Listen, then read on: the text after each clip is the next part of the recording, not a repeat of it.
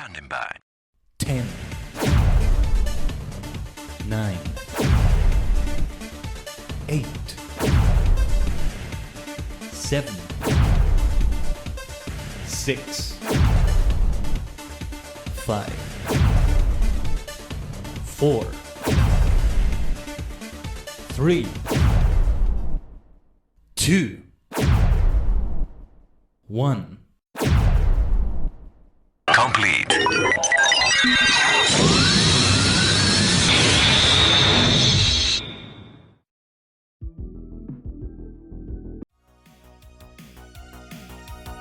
The multi-dimensional portal is open. Konnichigen is your superstar host, the multi-dimensional ℂ𝕠𝕟𝕤𝕒 Kaiden, a sentient star cluster brought into human form for the worlds of VTubing, idling, and more. Today we have a more casual stream than usual, so it's nice to be here. Today is Friday in California, so yes, happy Friday to all. Happy Friday to all. I hope things are well with everyone. Today we are going to have a much more casual stream than what we usually have, which is, well, video games, intense stuff in the video games we play, such as yesterday, right? There were some things I needed to have a focus on for the Lotra stream. And then you have things like Fortnite, Fall Guys that take so much of my attention and all that. So yeah. Oh, by the way, last night I had an amazing Fortnite game in which I was number 2, and I lost because I was caught in the storm, because I nearly died when another player was shooting at me and I was using my lightsaber, and I was left with literally 1 HP. So by the time I was getting to safety, the storm was catching up to me and I wasn't able to get out. I was able to get a med mist to recover my HP a little bit, but it wasn't enough to get out of the storm. So yeah. The weirdest thing was that it didn't say that I died in the storm. It gave the credit of the elimination to a player. And it probably was the player that left me at 1 HP. Otherwise it would be stupid, wouldn't it? Like, to give the credit to another player that has nothing to do with it. Like the number 1 player. What a funny way for them to win, though. That was so funny. But yeah, just wanted to mention that there. I hope everybody has doing well in your travels through other dimensions. I didn't have time for anything else yesterday besides that. Like, you know, in terms of like playing video games or traveling to dimensions that way. I'm hoping to have more time for other things. Oh yeah, one thing I have been doing though is to watch Enterprise every day, or nearly every day. Actually, I missed quite a few days recently, but yeah, yesterday I watched the next episode of Enterprise, which I believe was episode 17. What was the episode about again? It was Kantamar, or something like that was the name, in which Archer, Captain Archer and Commander Tucker get captured in a prison ship, mistakenly thought to be criminals, and it leads into a bunch of other things. But yeah, mostly is the Enterprise going there to rescue them, etc, etc. They're an amazing crew, and yeah, it's been a lot of fun to watch. I'm just realizing that I'm getting a little bit closer now to the ending of Season 2. That should be great to see, because things change with Season 3 in Star Trek Enterprise from what I've heard. I'm very interested to see what that's like. We shall see. And I am so tempted sometimes to just start binge watching some episodes. I did that before. I actually did that before, but I'm trying not to do it as much anymore, because now I realize that I will miss the crew a lot once the series is finished. And I will never really watch them again. I'm never going to see them again. I'm gonna have a great time with all the others. With the crew of Strange New Worlds, Discovery, the original series, The Next Generation, Voyager, etc, etc. But that being said, I'm still going to miss this one. It's gonna apply to all the other ones too. When I finish watching Discovery, I'm going to miss all of them. Well, I'm going to finish watching it up until the point in which they travel to the 31st century or so. But yeah, I digress. I just wanted to talk about that. We could be talking all day about these sorts of things. You know me. Sorry about the lag, everyone. I think we're having a little bit of lag. Hopefully the stream is not buffering for you or becoming a slideshow or anything like that. Now, let's see. Now I want to be switching to the food watching portion of the stream. These are videos in which food is created, so I want to be going for that. Let me just check something here very quickly. So on media sharing, I shared the channels that we're going to be looking at today. Hopefully any of you, if you are interested, had time to look at that. If you have any other videos or channels that you think are worth watching today, let me know, please. And we shall take a look at them. If they fit what we're doing here today. Alright, let's see what we have.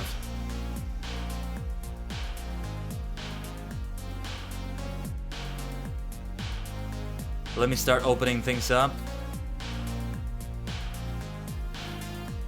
So yes, I want to be using the Opera window, but in a different way than usual.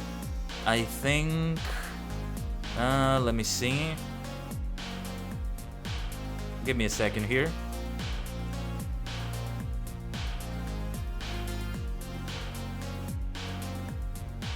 Does this look okay? Yeah, this looks okay, I think. Yeah, okay.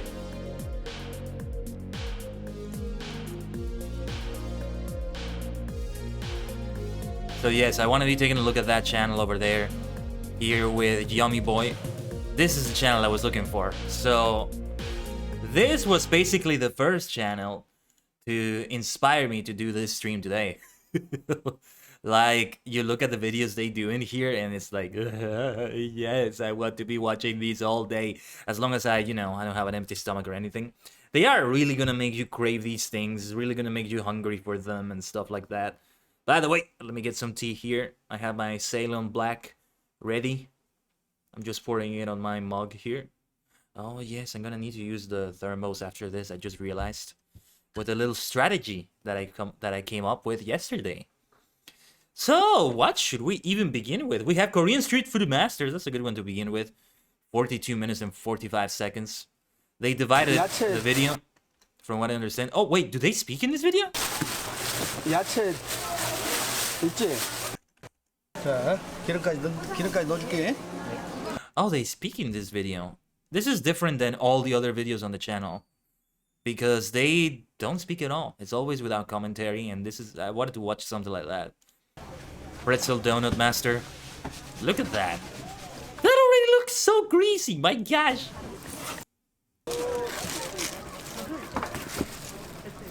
Doesn't look like something I would like to eat, to be honest.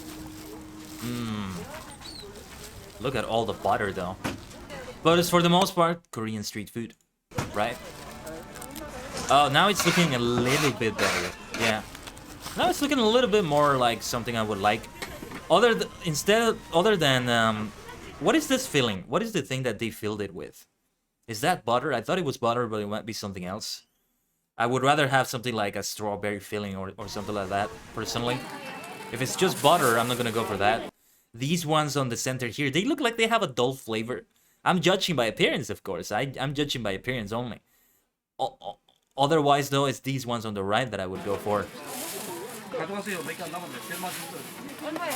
They're adding extra sugar to it? My gosh. That is big.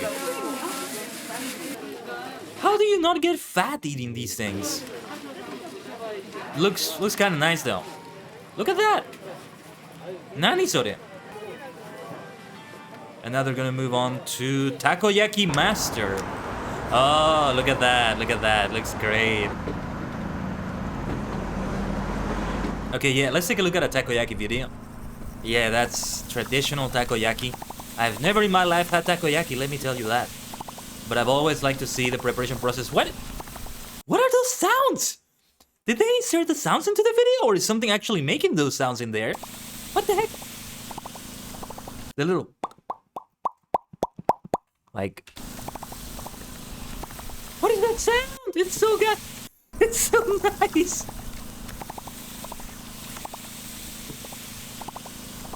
Oh, that is such a great sound. It really brings the video together. Where is that sound coming from?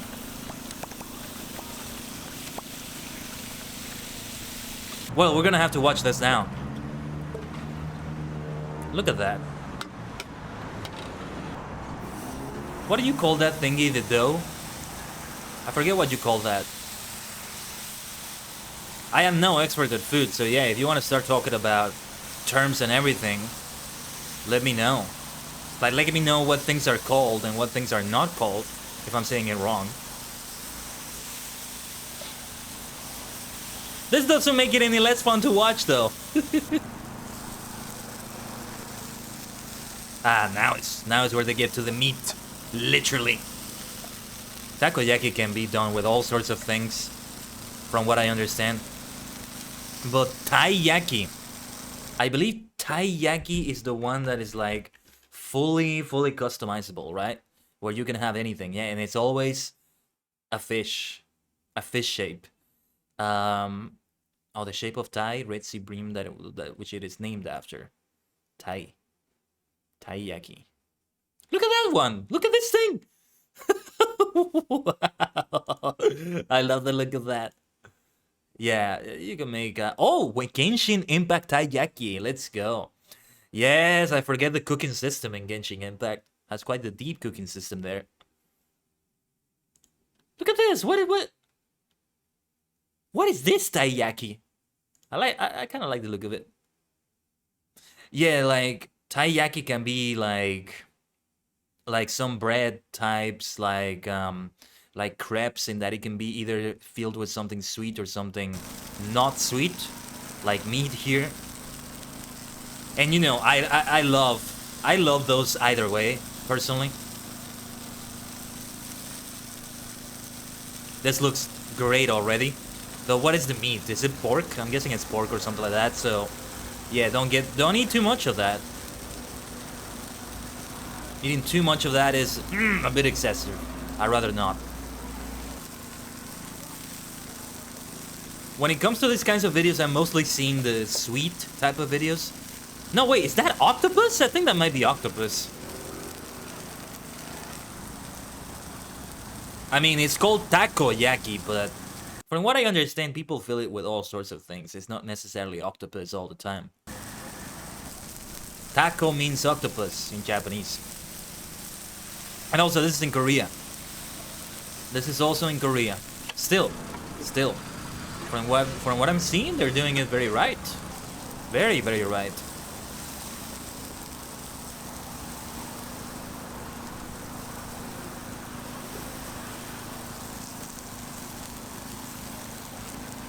Look at that. Just completely filling it up there. Are they supposed to fill it that much to the point that you can't see the holes anymore?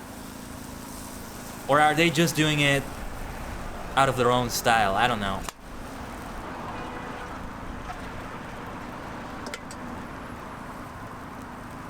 The food preparation process is always such fun to watch when you watch it like this. That's why I love this channel. And they have no shortage of videos. Like, you can binge watch so many of them right now. It's linked on the Discord if you want to know. Because the name is partly in Korean, so I can't really just tell you like that. Unlike the other channel, which is Tasting History with Max Miller. But I think if you just search Yummy Boy without the spaces like this, you will be able to find it. I find it by searching Korean street food, which gives me other videos, but I find it like this anyway.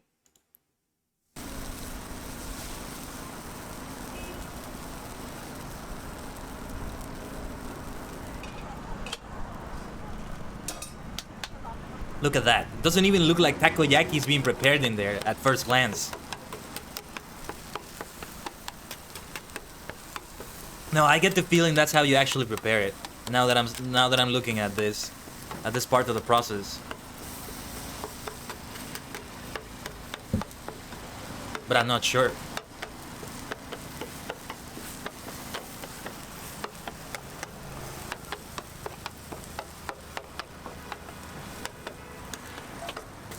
It's kind of like doing an omelette here, like removing the omelette.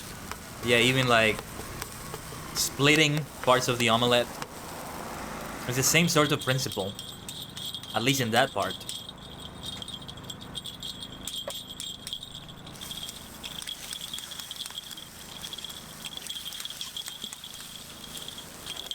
Hey, Silas. Hey, Superstar. I might be here for a short amount of time because I have a doctor's appointment and my friend might come over later. No worries. No worries. Thank you for stopping by, Silas. It's always nice to have you here. Do what you must, and I hope everything with the doctor goes well. Are you seeing this technique, though? That technique in which they just shuffle it around like that. That's another story entirely. Some of them don't turn out that well. I wonder if they remake those. And there's the little takoyaki ball. The signature ball that takoyaki is known for, I think.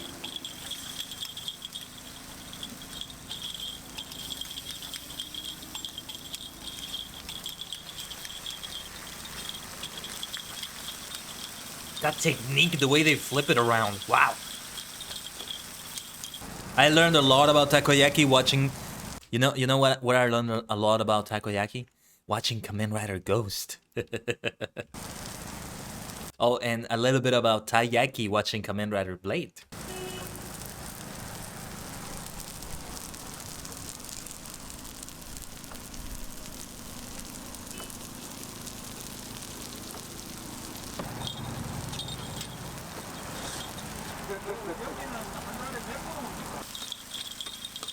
Not bad at all.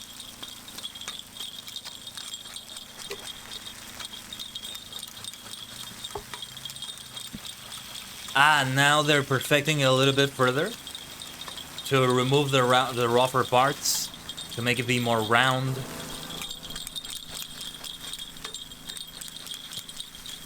Makes me think of ice cream so much. Even though I know that takoyaki is a round thing like this.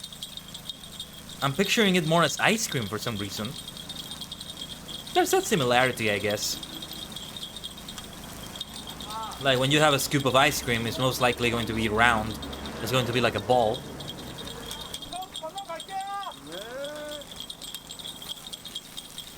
Masterful technique. I'll have 10. 10 might be too much. But I definitely want to have at least one of those. And see what it's like.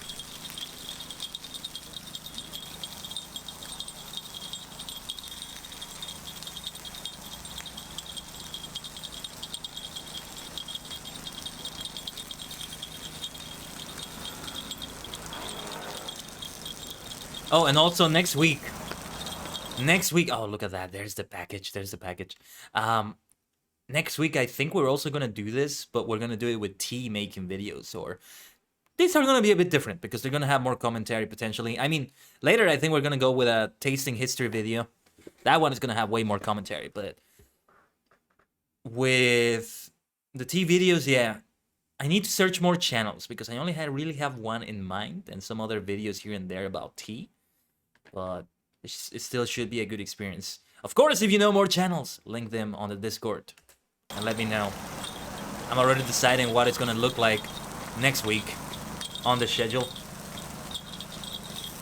Oh yeah, they give you a lot in one pack like that. Then they add those condiments. I forget that part. How many are they? Like 8? No, they are 10. They are 10. Yeah. Look at that! Ah, there it is. Wow. Looks a little bit excessive with some of the condiments they put on it. A little bit. Like that little like paper-like thing, I don't know what it is, but that is the one that would make it annoying to eat. Everything else is fine to me.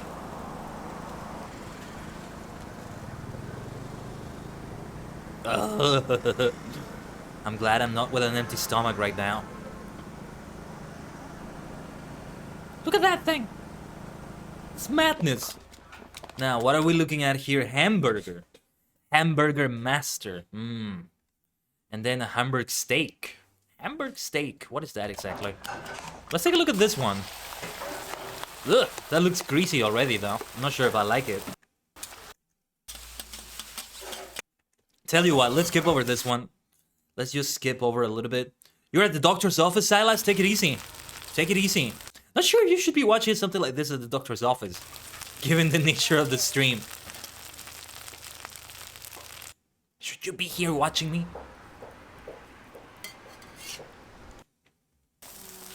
Ah, yeah, they don't exactly look like the type of hamburgers I like. The buns look great though. It's nice when the buns look like that. Well, not greasy like that, but yeah. It's a different type of hamburger. Let's see though, let's see. Oh, we have many more things we can watch on the channel.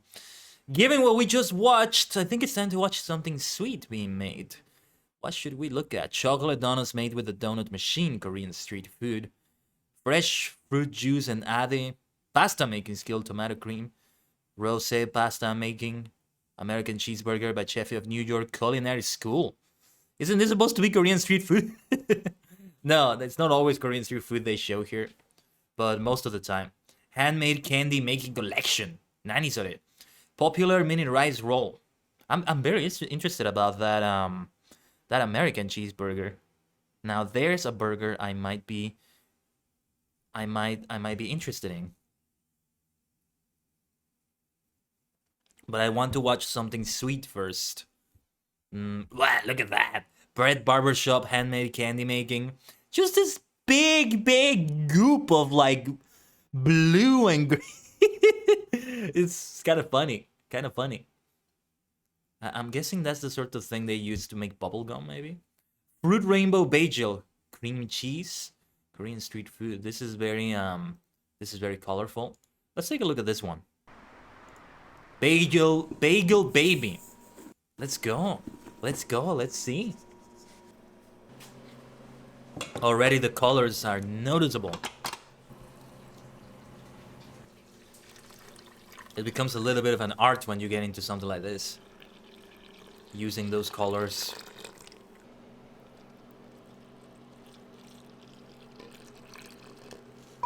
Look at that.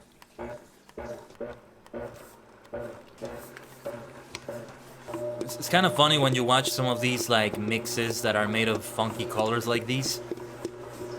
Sometimes it can give you like really negative feelings. Sometimes it can give you really positive ones. This is one of those cases in which it's positive. Although it's not much of a goop. It's really like bread and dough. Because that's what it is, I think. Oh, that looks so satisfying to handle. The little thoughts they give it. Hold on. Let's repeat that part. The boom. Like already the way they look like right now, I already want to eat them just as they are, like that. Probably wouldn't have much flavor. I don't know. I'm expecting some sort of magical flavor. Ah, here comes the fruit though.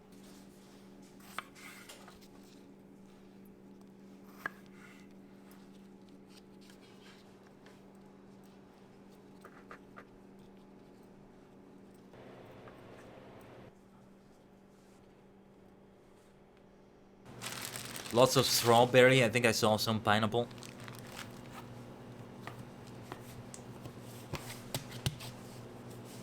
So from the thumbnail, I already saw kind of what they're gonna turn out. What they're gonna turn out like. Yeah, with some of these, it kind of looks like art, like watching somebody make art, in the sense that it's also similar to a Bob Ross video. In that you think it's perfect already, and then they start doing new things to it, and it feels like they ruined it. But it turns out it's still good. It turns out they're making it even better. But for a moment, it's like, it was perfect. Why did you have to fix something that ain't broken? But it gets better. It's ruined, and then it's saved. Look at that. It's so lovely. It's so lovely. Those 3 layers of color, and from there, oh my gosh, that looks so lovely. Kind of looks like we're looking at candy. Like a piece of candy instead of dough. I'm guessing it's dough, right? To make bread. Look at that thing. My gosh. Oh, I love it. Now it looks like a piece of steak, except it has some different colors to it. It makes it more fun. It makes it more fun. Like, you can have fun doing all sorts of shapes with them. But you gotta know what you're doing. Now there it takes on a donut shape, a bagel shape.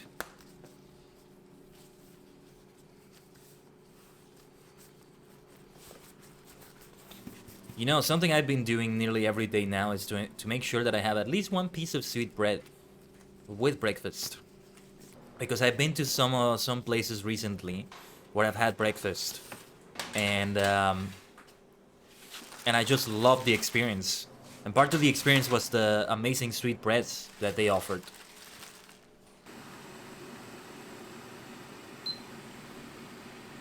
And I'm not being excessive about it either, though. Like, the sweet bread I have during breakfast is like the only one I take for the entire day, except for some special occasions. So I am limiting my intake of these things, right? Especially look at that. They're making it greasier with that. Boiling it like that. Well, I'm guessing that has some oil to it. Some sorts of stuff that makes it increase the calorie intake immensely. That being said, I should still limit my like calorie and sugar intake a little bit more than I am at the moment. But I think I've been doing a good job at it recently.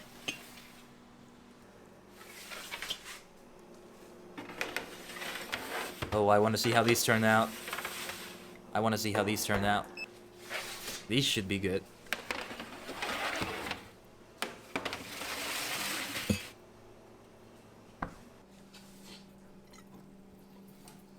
Now, what is this? Is that butter? There's like a lot of things they're using that I don't recognize. For me, I'm still going to be baking a pie one day. It's something I want to do. I said it the other day, I think, like, it's still an objective for me to bake a pie. Sorry if you're hearing any noise right now, by the way, I'm just pouring my tea. And it's getting a little bit messy. Look at that, though. Is that chocolate? Ah! What is that thing? Give me a second here, everyone. Just one moment.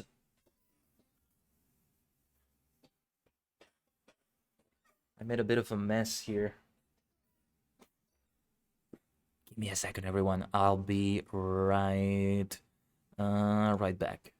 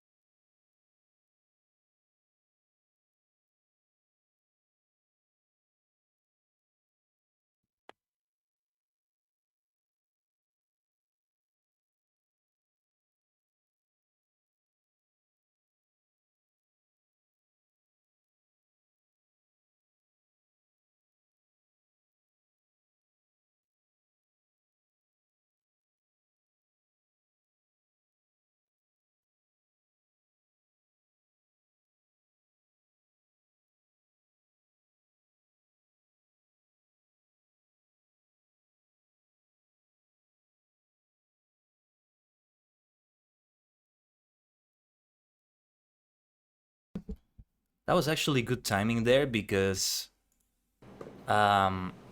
we have the outbreak going on right now. Ah, the sprinkles! Nice! That is one of the best parts when they start adding those things. But what are they doing here? Are they gonna add that on top of the bagel? Of those multicolored bagels they're doing? Hey, if they could put some purple in one of them, oh yes. I would buy 10 of those at least. Yeah, I was joking about getting 10 takoyaki, but it's actually the amount they give you. I wonder if it's excessive. I feel like 10 takoyaki is just a full meal right there. Is that mango? Nani sore? What is that?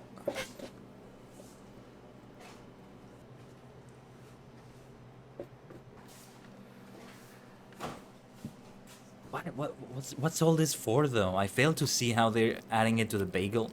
But I don't know what the end result really is. Like, what they're aiming to do as the end result. Look at that. That's apple, I think? I don't know.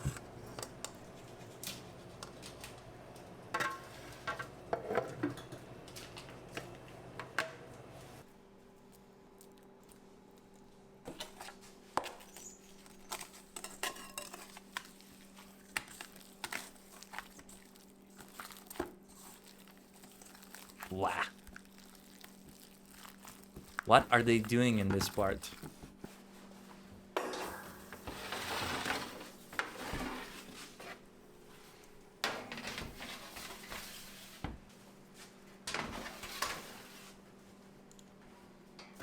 So these things are ready now. I'm guessing they're a little bit harder. They already look perfect to me. And this is the part in which I'm like, it's the Bob Ross experience. They're going to do something to them now that I feel is going to ruin them. But then it's gonna bring it together a little bit more, maybe. They already look so perfect to me. There are a lot of cases in some of these videos in which I feel like it's a bit excessive.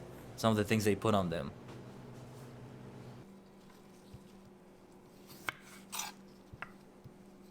Kiwi. I'm just thinking of Kamen Rider Guy. I'm looking at this part now. Kiwi arms. This is kiwi, right? I forget my fruits sometimes.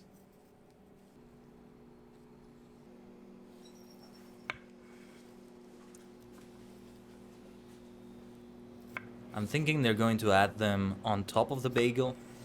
Like sprinkles of some sort. Is this pineapple?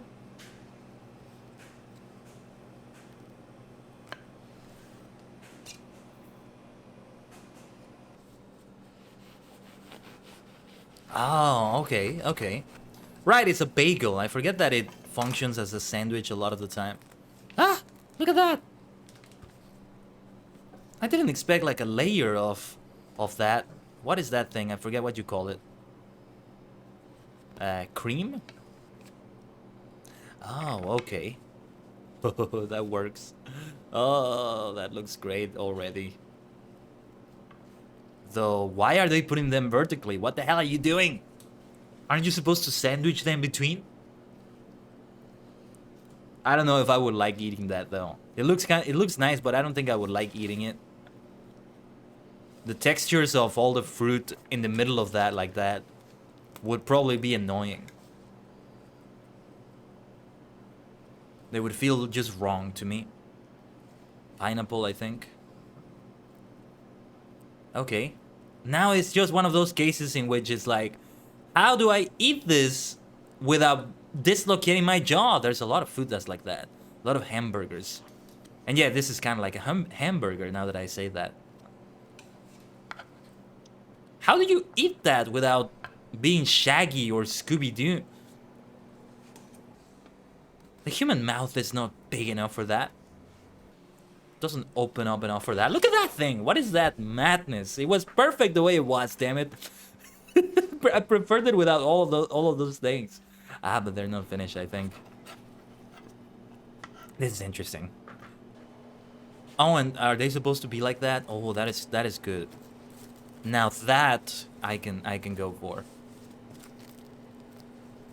Oh, that looks so lovely. Yeah, that looks so lovely. It's wrapped up so nicely. It makes you really want to crave it when you look at the inside of it like that. The texture of the bread and then the fruits. Oh yeah, it's so nice. It's so nice. When you look at texture of the bread, it's always nice. I say that because I love bread. And it's like watching, it's like looking at a piece of sliced bread, right? Which is great. But then you have all those nice colors to it. And then on top of that, you have all this fruit and stuff. Oh, but this is a different one.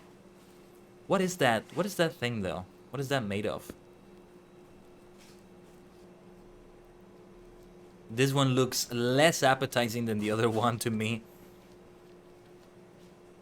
Not one I would like. I would prefer the other one. But what are those things? As I tell you, everyone, I don't know. If you know it, let me know in the chat.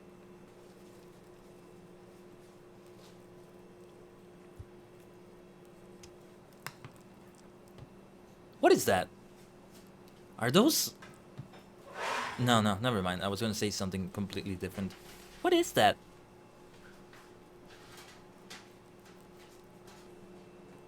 Nani are?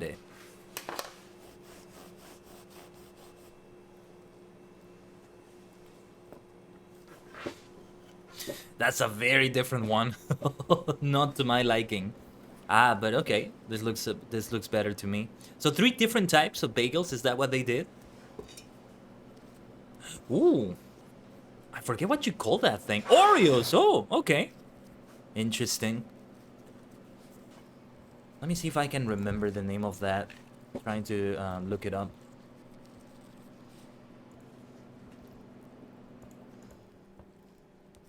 Like the green thing in the center. I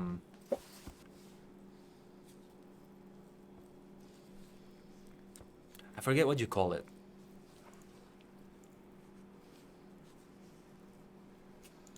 And that might be chocolate, I'm not sure. Oh yeah, is that the one they put the sprinkles to? I think it might be. I'm not sure. Hard to tell. Kind of hard to tell.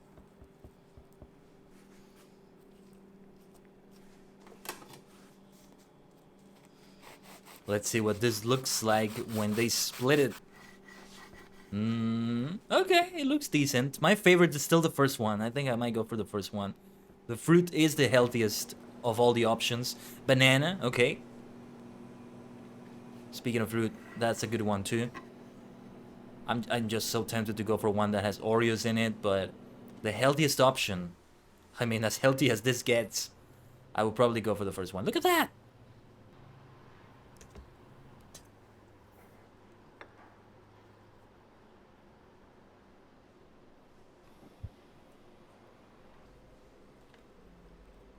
The Oreos there look nice though. Split like that, they look good too.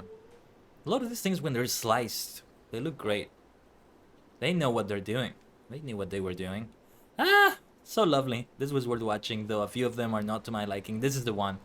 This is the one I would go for. I think it would do the job just fine. Oh man, that looks amazing.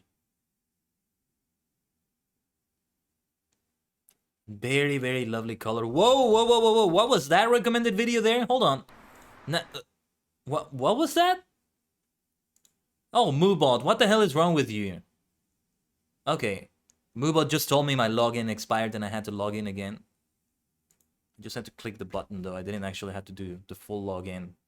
Come on, Moobot. Don't do that shit to me. Alright. What was that recommended? Popular food video in the first half of 2021. King Food. This is a different... This is a very different channel, but it already got my attention. This is a 3-hour video, so we're not gonna see the whole thing, but... What is this thing? It's just the colors and the whole shape of it. Nanda koreo. They should split it though. They should have it split by timestamps. That's the problem. There's some other channels that are very similar to Yummy Boy from the looks of it. King Food. Food Ball. Okay. Tom and Jerry Cheesecake. Melon Cake, Noodle Master, Rainbow Cake, Colorful Dumplings, Strawberry Desserts, Ice Cream Factory. Holy cow. There are so many things worth watching here. Oh, look at that thing. Let's watch Ice Cream Factory. Let's start with the Ice Cream Factory. Let's go. This portion of the video is not very long. We can go for this one. Ice bars. Oh yes, I love ice bars. Nice.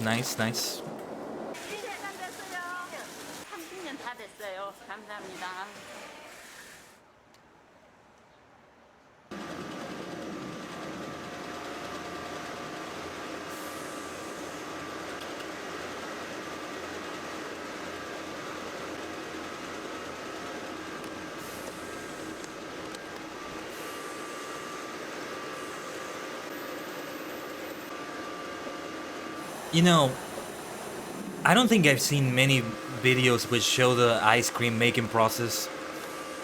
Like, I actually don't know much about how it's made. I just know that milk is involved and water is maybe involved, and then the flavors, artificial or otherwise, are added to it, kind of like that. There's a lot I don't know about it. Like those powders they're adding to it. It's all kind of new to me. It also reminds me of Charlie and the Chocolate Factory. Seeing the way these things are made, like more in a factory setting. the beginning of the 2005 movie, showing how their chocolates are made and how they add the golden ticket. Ah, that's a good one too. But Charlie and the Chocolate Factory is also meant to disgust you. Like, when all the other kids just do something very bad and get themselves eliminated from the competition, if you will. It's meant to be disgusting, I think. Well, only with Veruca Salt and like Augustus Gloop, because the other two don't get eliminated with something involving food. Not exactly, at least. But still. What is this? That looks like green. I would guess it's a green tea ice cream. I'm not sure.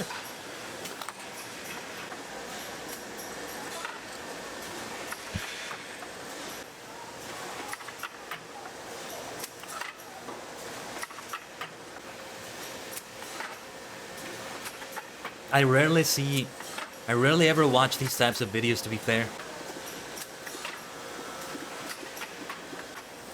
So the whole like factory experience is kind of new to me. What is that stick for? Are these bars? I honestly don't know. Oh, yes, I see. That looks like kiwi or green tea to me. Could be both, for all I know.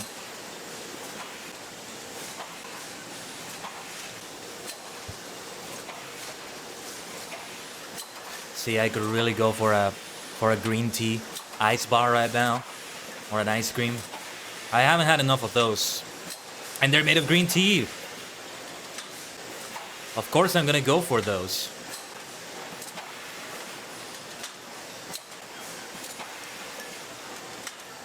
I mean, there would be a way to maybe make a sort of homemade green tea ice bar or something, but it wouldn't be the same as something like this.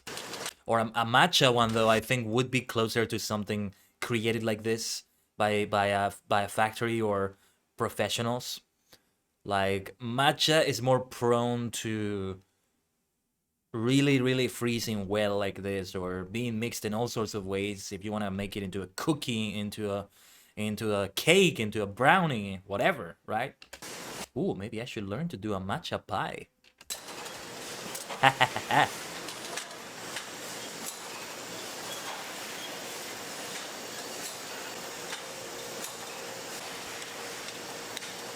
How come it's only a few of them that make it there, and it's not all of them? I'm guessing there's a good reason for that. But now it is all of them. Oh, it's the remaining ones that go there. I don't know how the machines work. I have no idea. Not bad at all, though.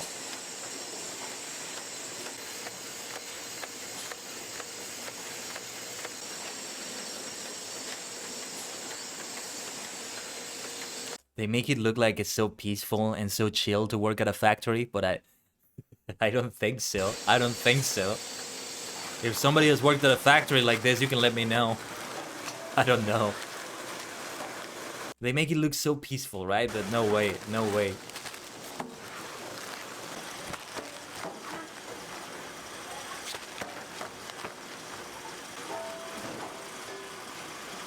One thing that would be great is if I could just listen to music or listen to audiobooks or something, podcasts, while I'm working, doing something like this, right? I don't think that would be allowed, especially if I'm supposed to speak to other people next to me. Or sometimes listen to instructions or something like that. I don't know.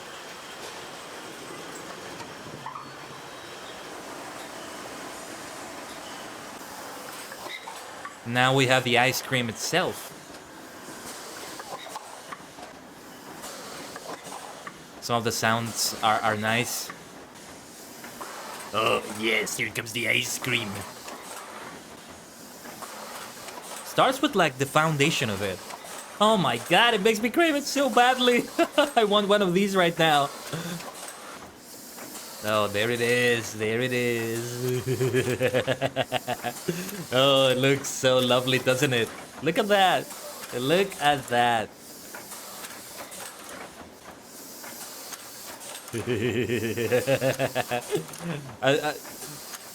Yeah, it just looks nice. What is this though? Chocolate? Could be by maybe cappuccino or coffee. I like this little game we're playing, just guessing the flavors though.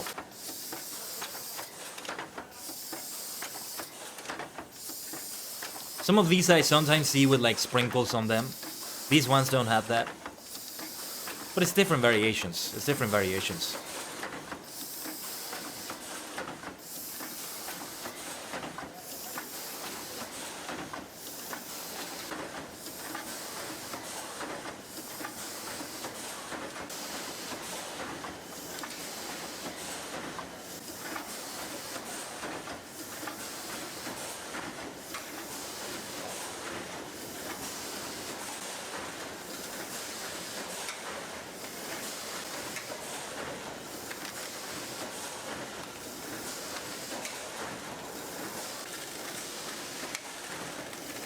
Yeah, it makes me crave these so badly.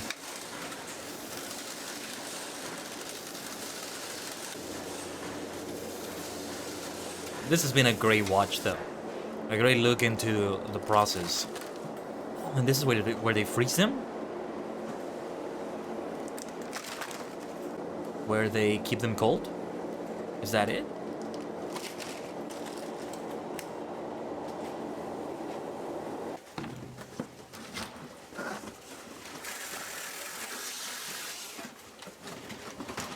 What is that other thing they're adding there? What was that other thing? This thing right here, what is that? Labels or something else? I don't know.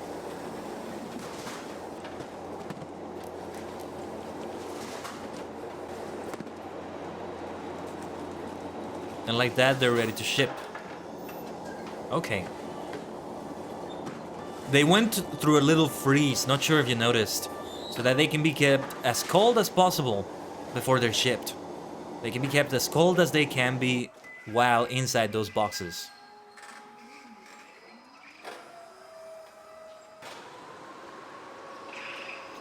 Ah! Makes me want to have some of them. Just go outside after the stream and buy one of these. I don't think I will though. I might have had already my sugar intake for today, if you will. Lavelli. Am I saying it right? I'm not sure if I am.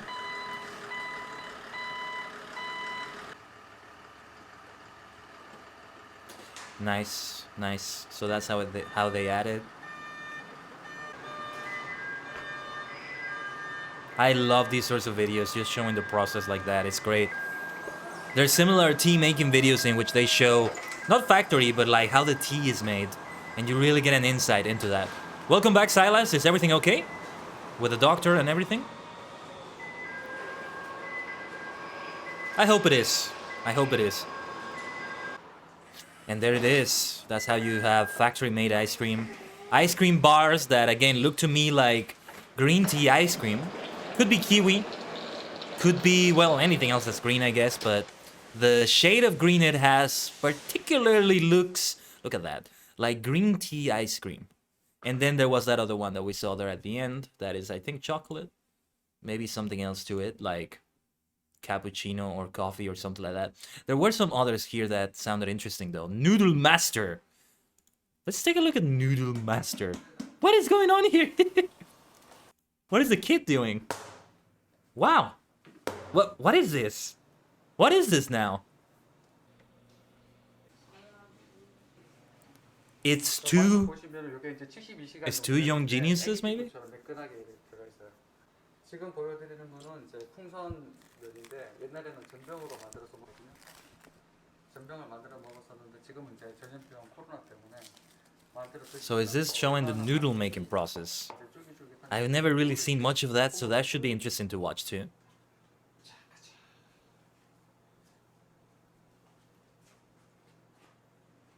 What is he doing? What is he doing?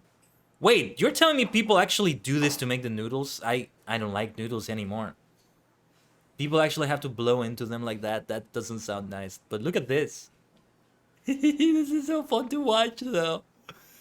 The little balloon. I would be so tempted just to play with the whole thing like that. I don't like that people have to actually blow into them though. Ugh. I know a lot of food involves like people using certain parts of their body that makes you think, oh, have I been eating that all the time? You know, they're as clean as they can be, I'm sure, but still. I'm like, oh, wait a minute, I don't know about this. But I don't know. I don't know. At the end of the day, when you go through a certain part of the process, especially when there's boiling involved, any bacteria of any sort that you might think is there, it's just gone. It's just gone. All together. This part looks like so much fun though. Why is it two kids doing it though? Don't tell me they're actually employees there. I don't like the idea of child labor. Nah, but I'm guessing it's something else. I wouldn't be able to do this as a kid though. I would just like, just play too much making the balloons or something like that. Well, to be fair, I think I could be made to sort of... Yeah, you see, I would be having fun with it like that.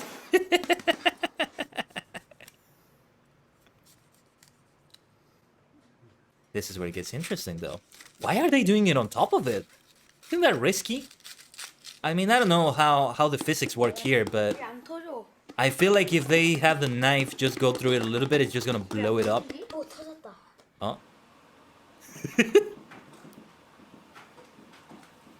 This is fascinating though. This is fascinating.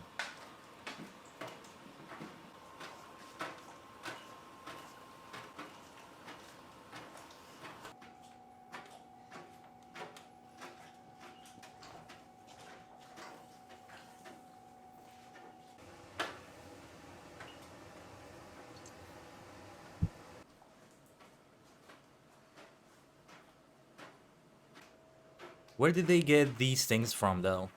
That thing that I am assuming is going to become the noodles. Yeah, it looks like it.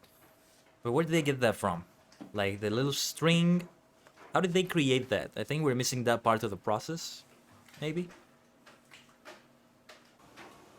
Now, this is a part that would be too tedious for me to do. Hey, I am no chef. I am no cook.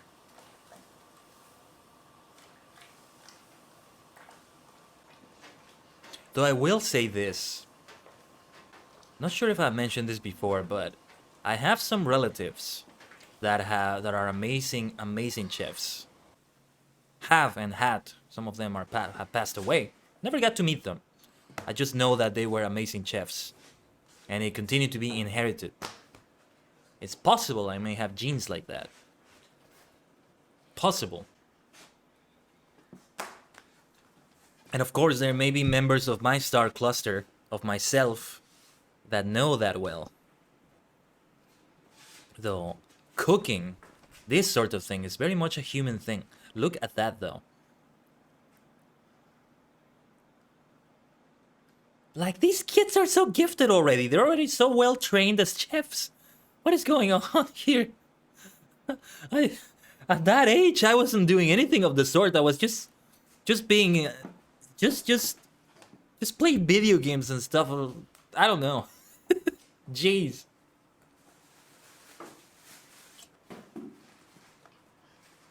Sheesh. Also, on the next break, I'm gonna go AFK for a little bit. So we haven't finished, on the next ad break, I mean. We haven't finished this video, we can finish it when we return, I think.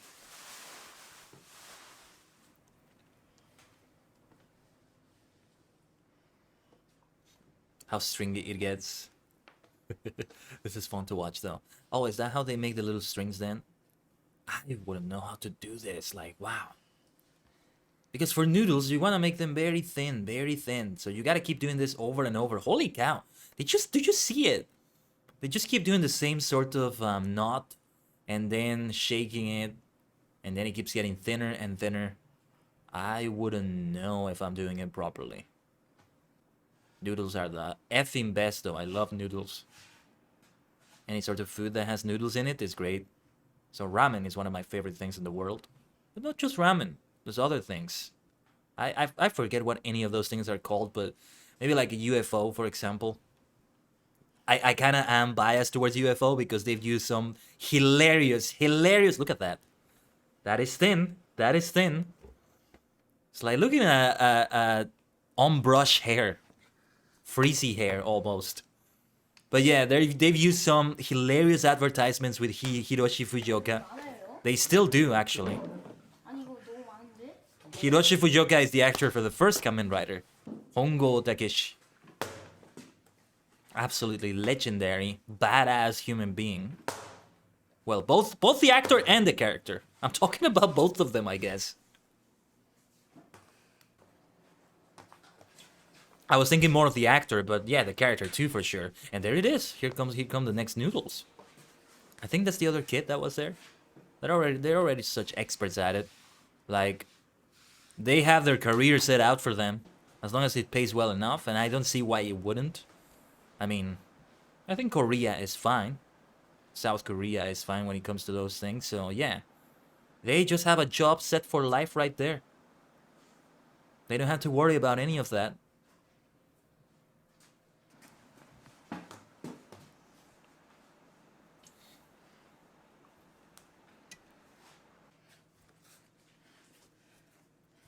But yeah, UFOs are like, I forget what you call those things, but it's noodles, but it's not like a soup, because you don't have any liquid on it. You use liquid to prepare it, but you remove it after.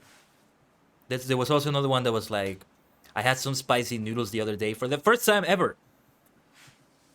And for me, the biggest challenge when it comes to those spicy things is just how it starts burning your lips and maybe other parts of your face or body that you didn't expect to get burnt. It's not so much your tongue, you know? It's not so much those things. It's really just like your lips or something. It's a very cheap way to create spiciness, I think. It may not be done intentionally, but yeah. So yeah, what I'm saying here is like spicy noodles and stuff like that. Look at this though. Spicy noodles and stuff like that are not the big deal they're meant to be, or they're overrated even. Look at that! Now that is thin. I don't know if I want my spicy noodles to be that thin, but yeah. Okay, with that ad break, I'm gonna go AFK for a little bit. Gotta check on some things. But I will leave you, as always, with some clips, alright? Stay connected to the multidimensional portal. Could I speak with you a moment? Many believe that the strength of the bar guests lay in their howl. While it is true their howls are dangerous, the power of their eyes is equally dangerous. With but a gaze, they have been known to strike a deep fear into their victims that can kill them. I would ask you to seek out bar guests and collect their eyes. I will pay you handsomely for this bounty. And what do you want to do with their eyes, may I ask? You're just saying all of this bad stuff about their eyes, and you're not even saying what you want them for. What are you doing, lady? Edith Sweet Rose, what the hell are you doing with their eyes? You sound like a witch. A witch in Middle Earth. What the heck are you gonna do? That is so suspicious. Susie Baka. What the heck? What is that about?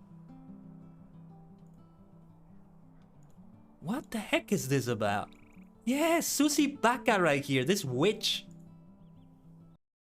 Bumper. It's one of those baby... He called you a baby back bitch with this shirt. Are you able to sit? There you go, there you go. Now it is a full party, as my friend deserves more visitors. It was a party of 4 for my birthday. We need to make it a party of 4 for Tom as well. Oh yes. He called you a baby back bitch. I don't think there is a way. Doesn't seem like there is.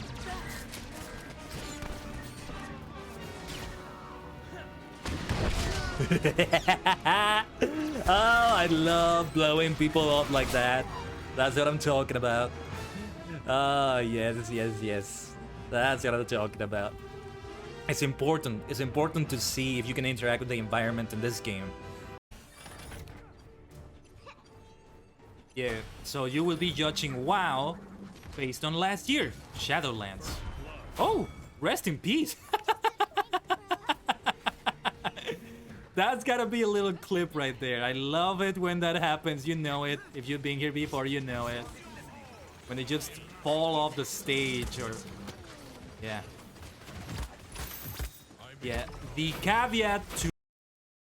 I can already do a video with what I'm doing right now. But I think they may be better if I get more of a following. Otherwise, people are not gonna care for this random to just stare at your face like that. Stare into your soul in this way. Like so. Yeah. Like, why would a random person just see the beauty and madness of the cosmos like this? Why would they?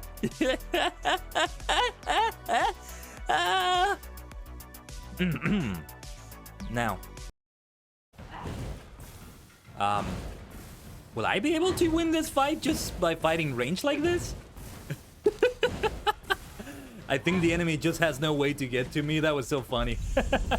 Oh, and we leveled up. That is so funny. That is so funny. Okay, I'll take that. I'll take that level up. Oh, wait. I'm gonna put a stream marker here. Let this be a clip. With you. Indeed. Oh, Force Storm. Ah, yes, yes, yes, yes, yes, yes. Oh, yes. That's my AoE. Yes, Boron, you are right. Unlimited power. There is only passion. Peace is alive. Vimset is filth. Bloodthirsty, ruthless filth. And he's a war criminal. His ships have been screwing up Republic supply routes for years. Countless people have died because of him. He took out my brother's battlecruiser. Killed thousands more. The Republic should be planting his head on a stake, not offering him protection. Okay, that was actually kind of funny. Did you hear that notification sound? That's the... Oh, great. Well, we disconnected a bit, but... Did you hear that notification sound? It kind of sounded like a censor. Like he was saying a bad word there, and he got censored. That's so funny the way that works out.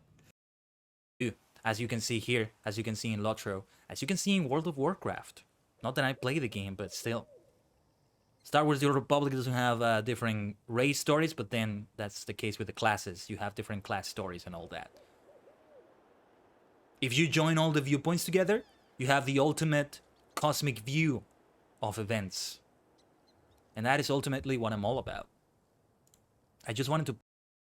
More powerful than that. Throws them off cliffs, throws them off spaceships. So good, so good. Let's continue. I seem to be This should be clipped. Well, why do I always get the pupils who think they're the exceptions to the rule? Wait. I'm not gonna clip it, but he's legendary. Oh my. Then the last stream and then this one. I'm not entirely sure though. Let's do a treasure hunt though. That's my Kaiden. I knew you'd be down to do something weird like this. What's that supposed to mean? What the hell is that supposed to mean, Raymond? I'll take that as a compliment. Oh man. Raymond really does know me. A lot of the interactions I've had in these video games, sometimes interactions in the stream as well. And, you know, because I have so many, I do so much, I play so much, I stream so much, etc, etc. And that's a good thing, that I do that so much, but when you do a lot, you can forget things, right? So the fact that I'm remembering this is a good thing, but it also amazes me. It must have stuck with me. Also in the way that in this game, like... It's so beautiful, Tocino. There you are, Bacon. There you are, brother. You came at a good time. As we're coming back from a 90-second ad break. Oh my goodness, that was hilarious. I just love that ability so much. Let's use it again. Let's use it again.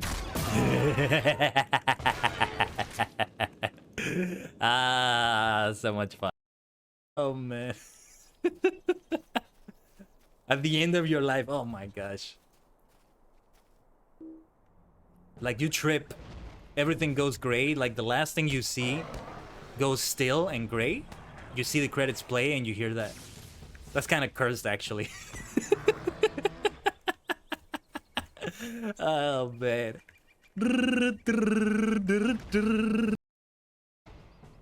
And we only aggro to... Alright. We're at a very interesting part of the video. And thank you for waiting, everyone. What are they doing here exactly? Just checking how thin they are? What is the purpose of this? Oh, look at this, though. Let's immediately resume where we left off, alright? Thank you for waiting. Oh, what is that? Wait, what are they doing to it now? That is very different now. It's possibly to give it flavor. I'm guessing that's shrimp. It might be something else, I don't know. Just to give it the flavor, maybe? Oh, Silas, you want me to do the outfit color change? I can certainly do that. Give me a second here. While we're watching the video, we can do that. Alright, Henshin. Let's do an outfit color change right here. 1 second. Oh, did you have a particular preference? Well, I can go for one just randomly. We're gonna go for the purple and black. Well, purple on top, black on the bottom. Yush. Here we are. Ha ha ha. Thank you for that redemption. It's the first time it's redeemed. So it's fun to do that. Oh, they're doing something else entirely. I thought they were just creating the noodles here.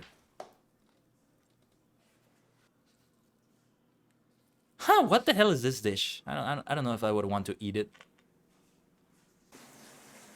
They added even like sweet sprinkles on it. Are they doing something else now? I think this is now a different one. That was Noodle Master. No, there's still something going on here related to noodles. I thought they were wrapping them up on... They were wrapping the shrimp up, or whatever that was, to give it the noodles the flavor of that. And then they were going to unwrap it. What are they doing here? I think this is another video now, but I'm not sure.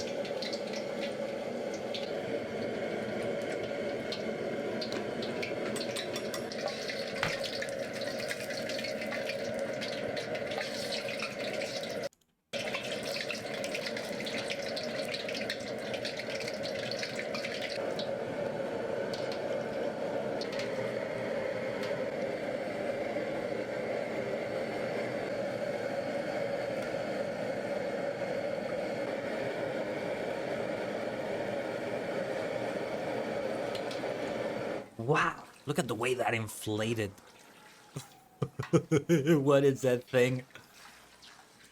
It keeps inflating. Jeez.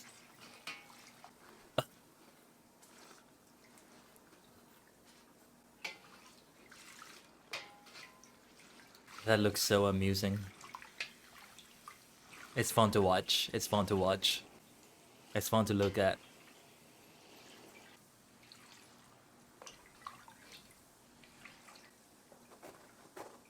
It's like a giant egg they're cooking. Like they took a pterodactyl egg or an ostrich egg or... What? What are they gonna do with that? It's not as nice seeing it get cut with the scissors and everything. Scissors are good for that, though. Scissors are good for that. Would be a lot more difficult to do with a knife, I imagine.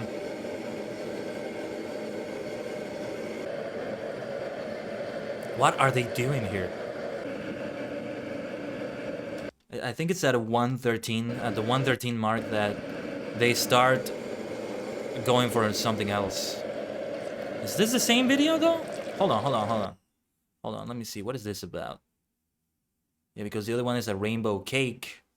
I'm not very interested in cakes, to tell you the truth. We can skip that one so we can go back to the other channel. Or we can now go for tasting history with Max Miller.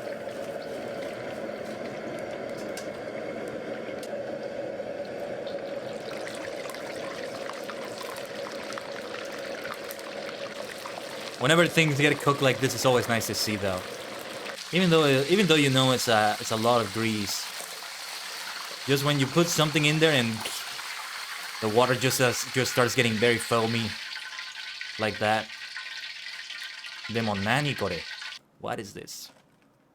What is this thing? What are they doing? Oh, I don't think I would want to eat that, whatever that is. A little bowl made out of that. Bread? I don't know. And this. Oh yeah, this does not look like something I would like to eat, personally. Not to my personal liking, at least.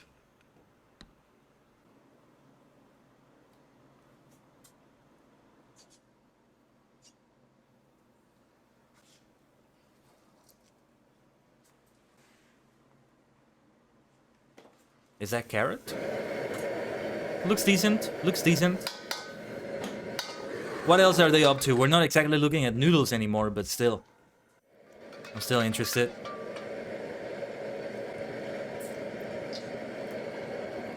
We can go back to the Korean street, to the Yummy Boy channel after this. And then, look at that! And then we can go for the other channel. If you have any other channels, let me know. But let me know in the chat here, because I usually don't look at Discord during a live stream. これは?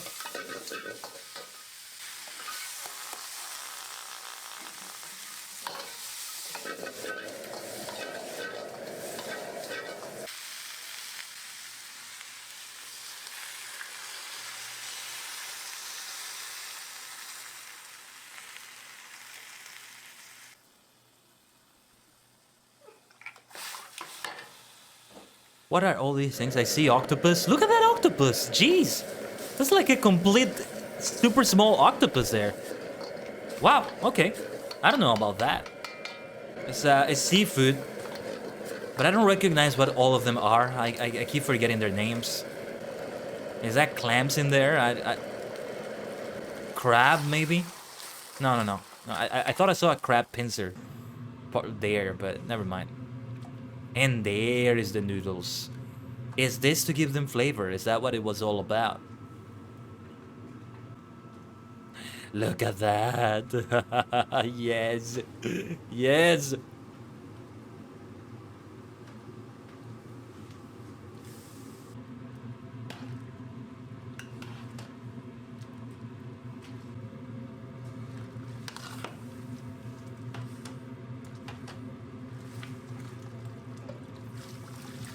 Now this is what I came for. The noodles are really nicely brought together like this. Is this how noodles are made usually? No, I think these are special noodle dishes. This looks kind of nice. Looks kind of nice. A nice seafood dish with some hidden noodles. I wouldn't even know it has noodles if I hadn't seen it created. Look at that thing! Look at that thing!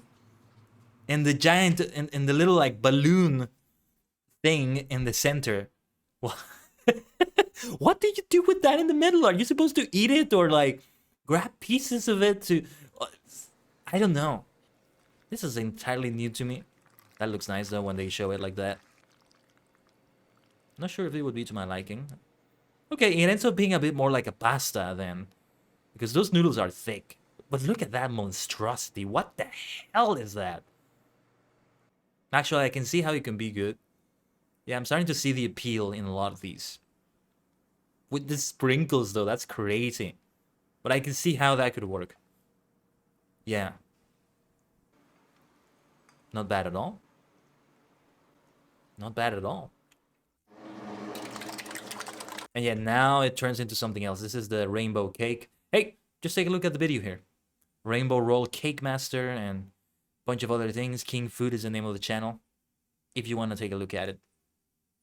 What else should we look at, though? I think it's time we went to another channel, maybe? UFO Burger. Eating without spilling. That sounds kind of nice. What's up, Siflock? Is your stomach empty? I hope it is, because we're looking at some things. Strawberry banana ice cream crepe. It's those gigantic crepes. Take a look. Take a look at like the animated thumbnail here. Right above me. I prefer crepes that are not like very open like that. Otherwise, like, how do you eat them? I don't know how you eat them. It's not, but I'll watch food. Oh, yes. No, actually, it should not be empty. That's better. Great to have you here, though. Hope your Friday is going well. Yes, we are watching all sorts of things. Cute handmade candy making. Yummy Boy Street Toast Top 10.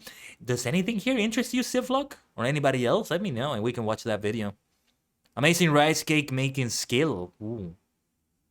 That sounds kind of fun to watch, though. Look at that rice cake there. Black garlic chicken. What is that monstrosity? Homemade cheeseburger. All ingredients homemade. But man, does that look like a heart attack. Cotton candy, ice cream, fruit burrito, rainbow cotton candy. What is this madness? Cream bomb donuts. Is this here?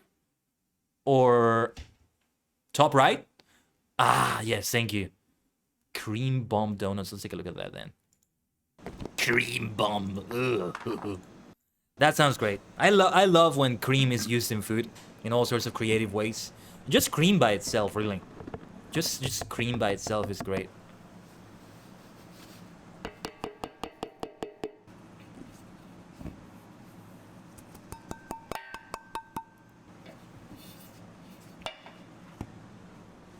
What are some of your favorite dishes, Maniacs?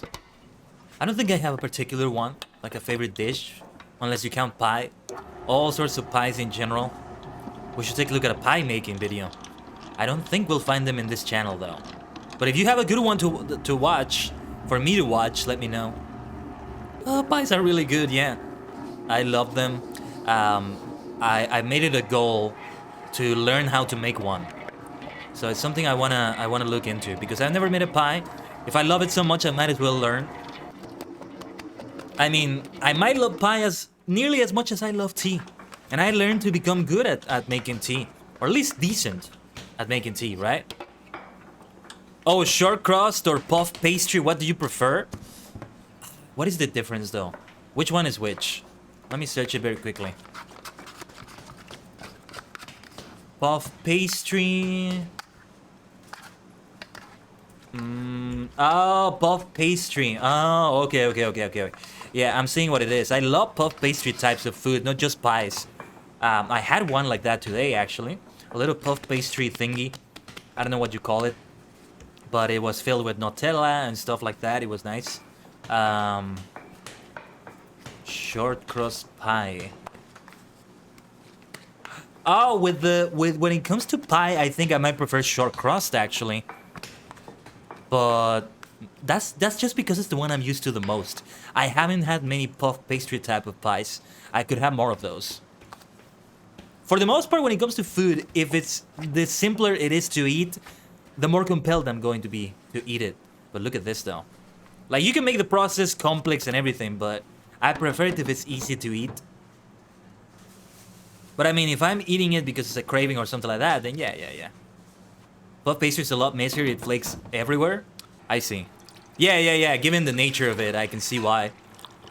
I wasn't paying attention to the video though. Let me go back a little bit. Just to see this little part. The little how it gets puffy like here. How it gets like a balloon here. I love it when they do this stuff with the dough. I just wanna just pat it. Just keep patting it like that and play with it like a drum. A good puff pastry steak pie is so good. I don't think I had one of those. I don't think I've had one, but I've seen them. Isn't shepherd's pie one of them? Correct me if I'm wrong though. I honestly don't know. There's a lot I don't know about food. But hey, I want to learn. At least about the things I'm interested in, like pie. Short is much tougher and biscuit puff is fluffy. Okay. Yeah, I searched Google very quickly for the pictures to see what they were.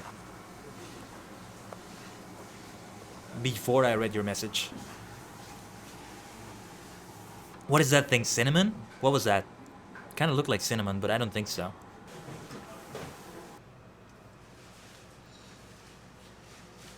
Yeah, these sorts of things I'm gonna have to learn how to do because they're probably going to be something I'll need to do for a pie. I'll buy myself some jam some marmalade or something. I'll probably make a very, very simple pie made of that jam or something like that. Probably not using actual fruit for it. Or if I do, not much. I have to start simple. When I learned how to make tea, I mean, it was also something of a process for me. I had to learn it, but before I knew it, I was good at it. Pie making is gonna be more difficult for me, I think, though. Potato topped, but not always. Okay. Yeah, it's like the traditional... What do you call it? Let me give you one of the results I got here. I'm picturing the traditional, like this traditional pattern. What do you call this? Like a grid? My vocabulary is just missing sometimes, but this traditional look and its steak. Latticel, right? Yes, I was picturing one like that for the steak pie. I've seen one like that. I don't know if it was shepherd's pie or something similar to it, but it was this latticel, and they had steak on it. I think it looked great, but I wasn't able to have some of it. Lattice. Oh, lattice. Sorry, I read your exclamation mark like an L. Lattice.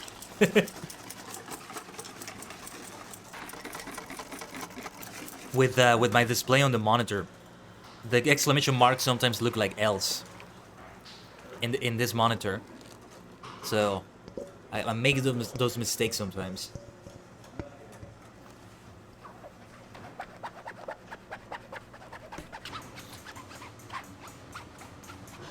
Good ASMR too to this, if you're listening to the sounds.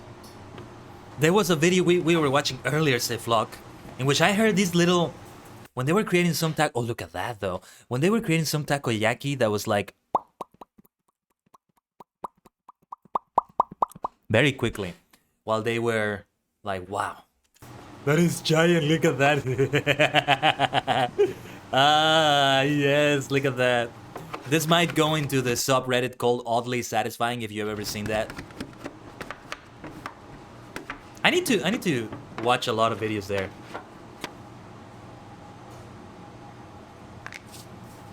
But yeah, this is the process that is used a lot for pies and cakes and that sort of thing. I rarely ever take it upon myself to learn to do dishes, you know? To learn to make meals. Like, the meals, the things I know how to do, I just stick to them and I keep eating them. For the most part. I mean, I can give it variations. Like with rice, for example, you learn how to do that. You can just give it all sorts of variations by putting all sorts of things on top of it, all sorts of sauces and stuff. And that is good enough for me, for the most part.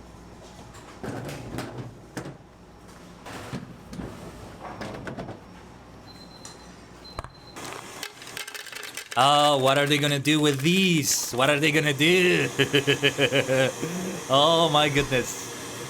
I love it when you suddenly start seeing chocolate sprinkles or something like that. Yeah, dough is so crazy, but it can be so much fun. Just playing with it. Look at that. Look at that. Look at this little chocolate mix they're doing now. Oh, even more. There's the sprinkles, alright. Oh my gosh. This is why I love watching these videos and why I wanted to have this live stream. These parts get so exciting. What is this though? That's not Nutella, is it? Peanut butter. Is that peanut butter? Maybe? Now you want a dessert? Yeah, I know. I might get something after the stream, but I don't want to have too much. I already had like that puff pastry thingy during breakfast today. I want to limit how much I take for the most part.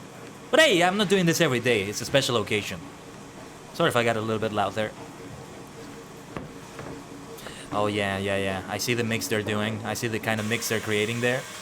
Wow. A hard peanut butter? I think so. Yeah, if any of you know what it is in the chat, please let me know. I'm just guessing with my very, very limited knowledge about these things. I know, right? With these things, you just want to like take a spoon into the mix and just eat it there. That's how it is a lot of the time with like dough. The infamous cookie dough can be like that too, right? Forget about the finished product. Just give me, just give me that bag of the, just give me one of those bags of the dough I'm gonna open this with my mouth, just put my mouth to it and just suck on it. That's gonna be good enough. But don't use it. I'm just gonna suck it right away, like just like that. Just from one of those things. But I wonder if it tastes as good as it looks. Appearances can be very deceiving with these sorts of things. I mean, dough is not exactly dough like this, for example. It looks fancy.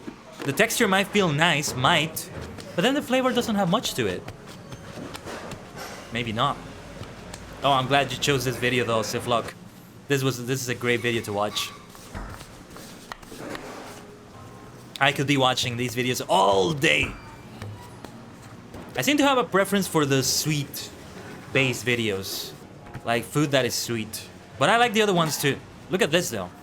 Now they're getting into a shape here. Yeah, like a ramen video. I think I want to see a ramen making video. And they do have some in this channel. Doesn't have to be this channel necessarily though. Oh, you know what? What was the name of this channel? I forget the name. A Japan channel. What was it? Let me look for it. See if I can find it.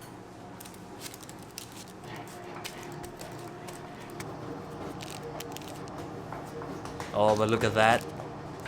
Now it starts getting into the donut shape. What was the name of that channel? That Japanese channel?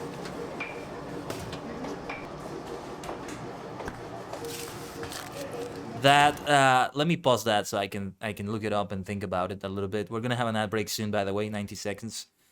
It's famous for having the day in the life videos. Has a hell of a playlist and they're edited so well. Super high production value on that channel. Day in the life of like something in Japan in there. But they have good videos for that too. Not in this style, but they're still great to watch. So we might watch one of those. I'll tell you what though, I actually do need to take a bio break. So let me take it very quickly while the ad break comes in. And I shall be right back.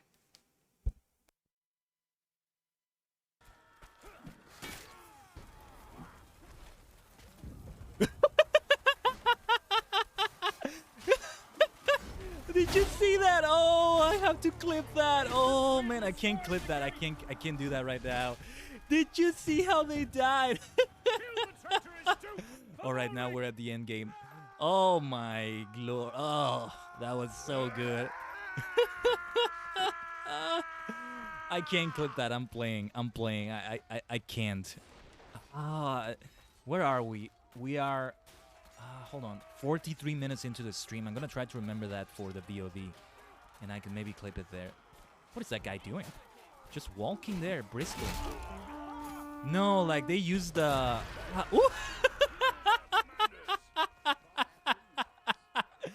Oh, that's what I'm talking about. Oh man. At the end of your life, oh my gosh. Like you trip, everything goes gray, like the last thing you see goes still and gray. You see the credits play and you hear that. That's kind of cursed actually. Oh man. A lot of the interactions I've had in these video games, sometimes interactions in the stream as well, and you know, because I have so many, I do so much, I play so much, I stream so much, etc, etc, and that's a good thing that I do that so much. But when you do a lot, you can forget things, right? So the fact that I'm remembering this is a good thing, but it also amazes me. It must have stuck with me. Also in the way that more powerful than that, throws them off cliffs, throws them off spaceships. So good, so good. Let's continue.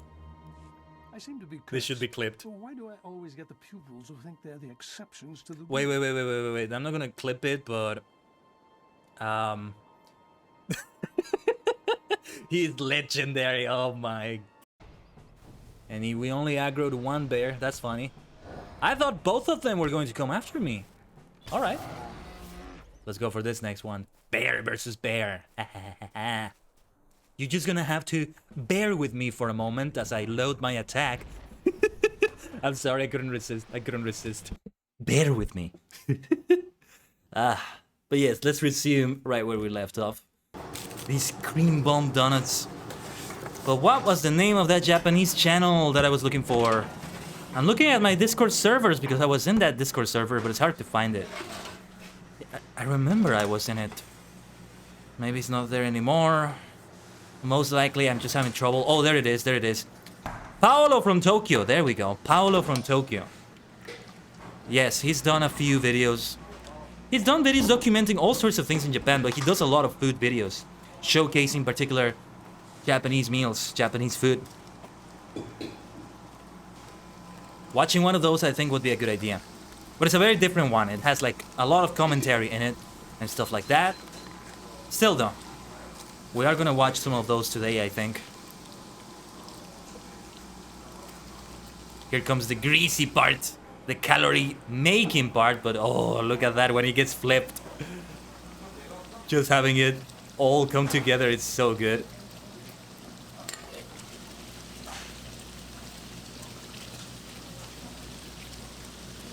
Soft, soft little thingies that donuts are. Aren't they lovely? I mean, when they're done right.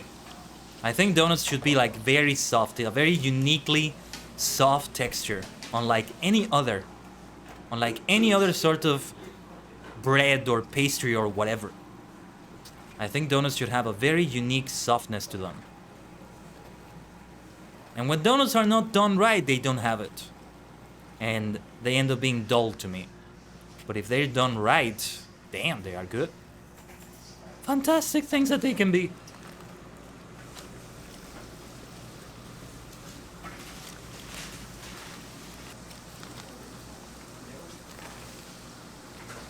But here come more. These ones don't have the hole in the middle, I think. Oh yes, look at them, look at them. Ah, so lovely looking. Aren't they? Aren't they?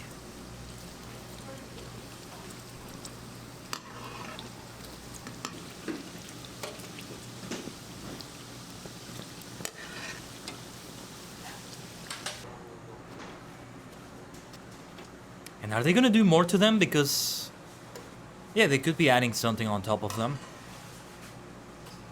The way they are right there, I think just adding sugar to them is good enough for me. I am just like a Man Rider wizard. Just a plain sugar donut is enough for me.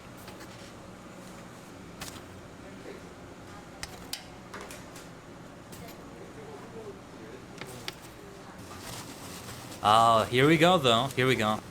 Is that sugar? I think it is sugar. Plain sugar. Yeah, just a plain sugar donut does the trick. It does seem to be plain sugar. Let's go. Ah, so lovely. I'll take 10 of them. Thank you very much. Or give me 7. 1 per day of the week. But now they're getting some filling though. Still. Give me 7. 1 for every day of the week. I'll take 1 every day. Now they're getting more complex.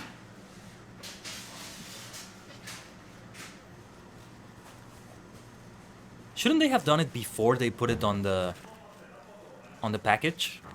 It's just gonna stain the package if they do it like that. Ah, yes, I'll take some of those. Yeah, you see, like the chocolate is dripping onto the package. I don't like that. That would be messy. Ah, no, but it was fine before that. It was fine without those sprinkles, whatever you call them. I'm sorry. Well, it's kind of nice like this, but oh, I think it's nuts, right? Yeah, without the nuts. Just to make it more simple to eat, but I don't know. I'm kind of taking it back. Oh, yes, jelly filling. Let's go. Jelly donuts. What is that? Pineapple, maybe? That is so lovely looking. What else are they gonna do? I keep saying it's like a Bob Ross painting. Like, You think it's perfect, and then they start doing something that looks like it ruins it, but then it gets brought together. It's fun to watch in that way. This one is good. I might go for this one. This might be the one I choose. This looks like blackberry to me, so man, that's a flavor I love. And I'm not saying that because it ends up being purple a lot of the time. Despite the name, it ends up being like very purple in color. No. Like, I actually do like the flavor more than others. What are they gonna do here? What's next? Seriously, these videos.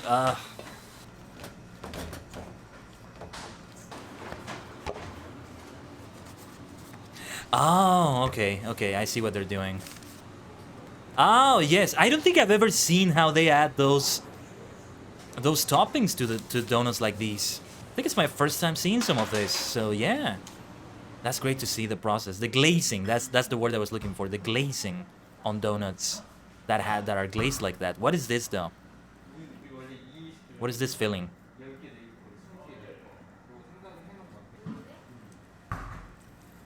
Ah, yes, donuts of all sorts are great to me. I say plain sugar is fine enough for me, but unlike Wizard, I am very interested in all the other flavors and styles.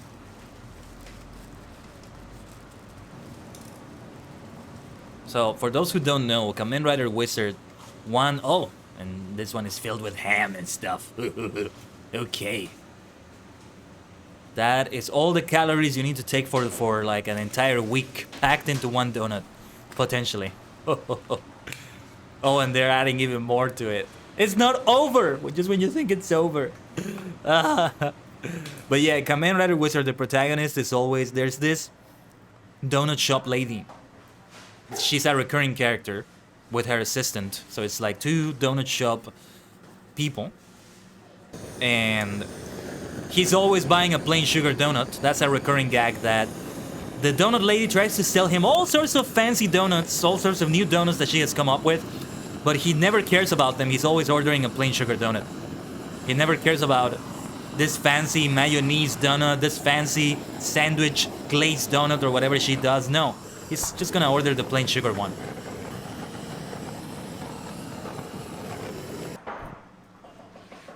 And so donuts are like a big part of it. You regularly see him eating plain sugar donuts when you see him. Look at that though. Look at that. Yeah, for example, Kamen Rider Wizard, Haruto Soma would come in and he would just take this one, not even glance at the others. But me, oh, I would glance at all of them, all right. The decision of which one to take would be difficult. But I think I would be going for that one in the back. This other one here with chocolate. Which one would you go for, Maniacs? This one here kind of looks nice, but I really like chocolate glazing like that. I'm very partial to it. Ah, look at that. Look at that! Oh man, it's so good. Let's take a look at this one. This is the one I would choose out of these four. Yes, yes. It would be a lovely experience, wouldn't it? Let's take a look at this one. But this one looks great to me too. This filling, yeah. And this one. Is that honey on top of it? Is that what it was? Kind of looks like honey now that I look at it. But this one is good too. Oh. Or maybe I would take all four of them. Wouldn't eat them all at once, but I would have them. I would have them. Each on a different day or something like that. That's the way to do it. Like the Mandalorian said, this is the way.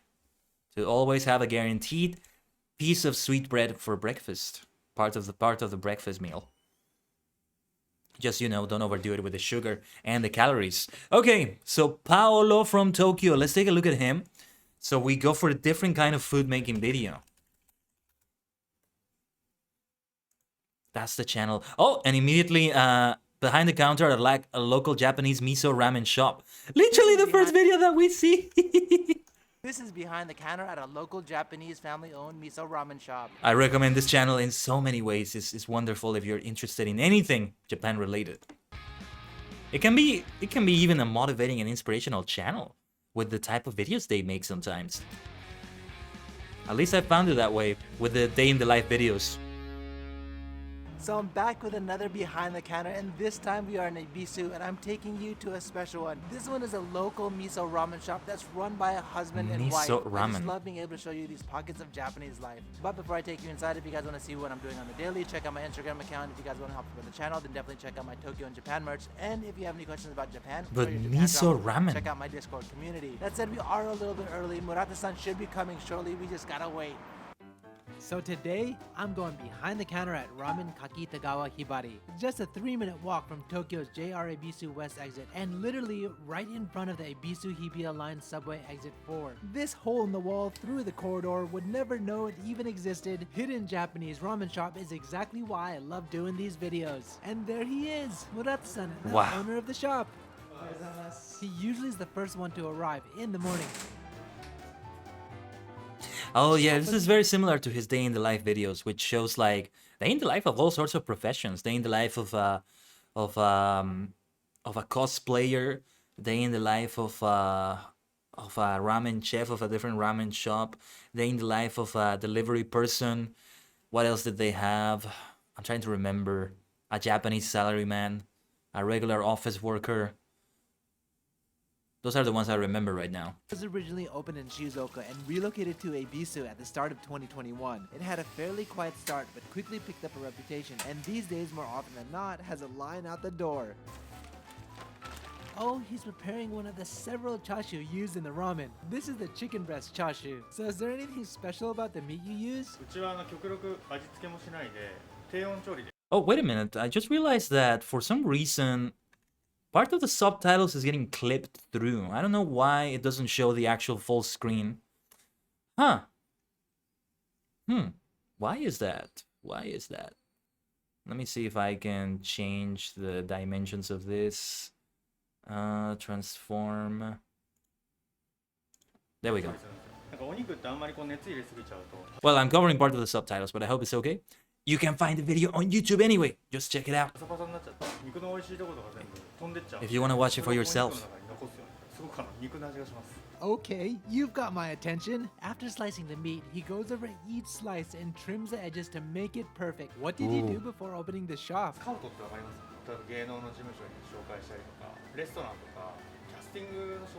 Apparently, he met his wife around this time, which helped motivate him to pursue a more stable career path.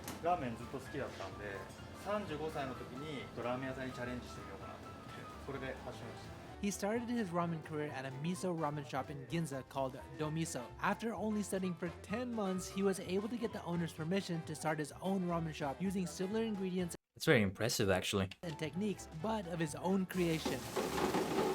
Though he was already kind of involved in the restaurant industry That's a before lot of that. eggs. They use about 80 to 100 eggs every day, and he usually cooks it before the store gets busy. A lot of things Nice. need to happen all at once in a short period of time, so it's important to manage his time efficiently.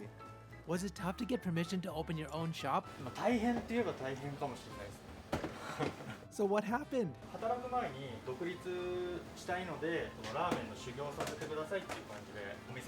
Tell you what though, yeah, I think it's best if I show it like this so you can read the Apparently, subtitles he fully. offered to work from early morning until late at night, even at a lesser wage compared to other staff, to prove to the owner of his commitment to learning how to craft beautiful ramen, with a goal to eventually get the owner's blessing to start his own shop.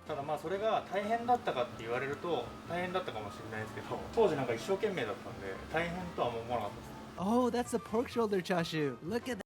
I like what he said right there. It was tough, but I was so focused that it didn't feel like it. I've had that feeling. When you can hyper-focus like that, to the point that you don't even feel how tough something is. Or you kind of feel it, but it's like something that is way, way, way, way, way in the back of your mind.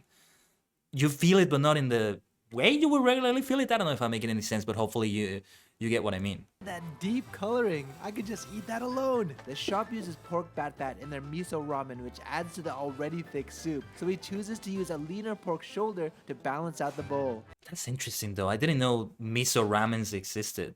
Like I know there's miso, I know there's ramen, but then miso ramen as well. That's another story. Now he's starting the soup prep. Although the delivery for the bone and meat ingredients haven't arrived yet today, he preps the soup as much as he can so it's ready for when the ingredients arrive.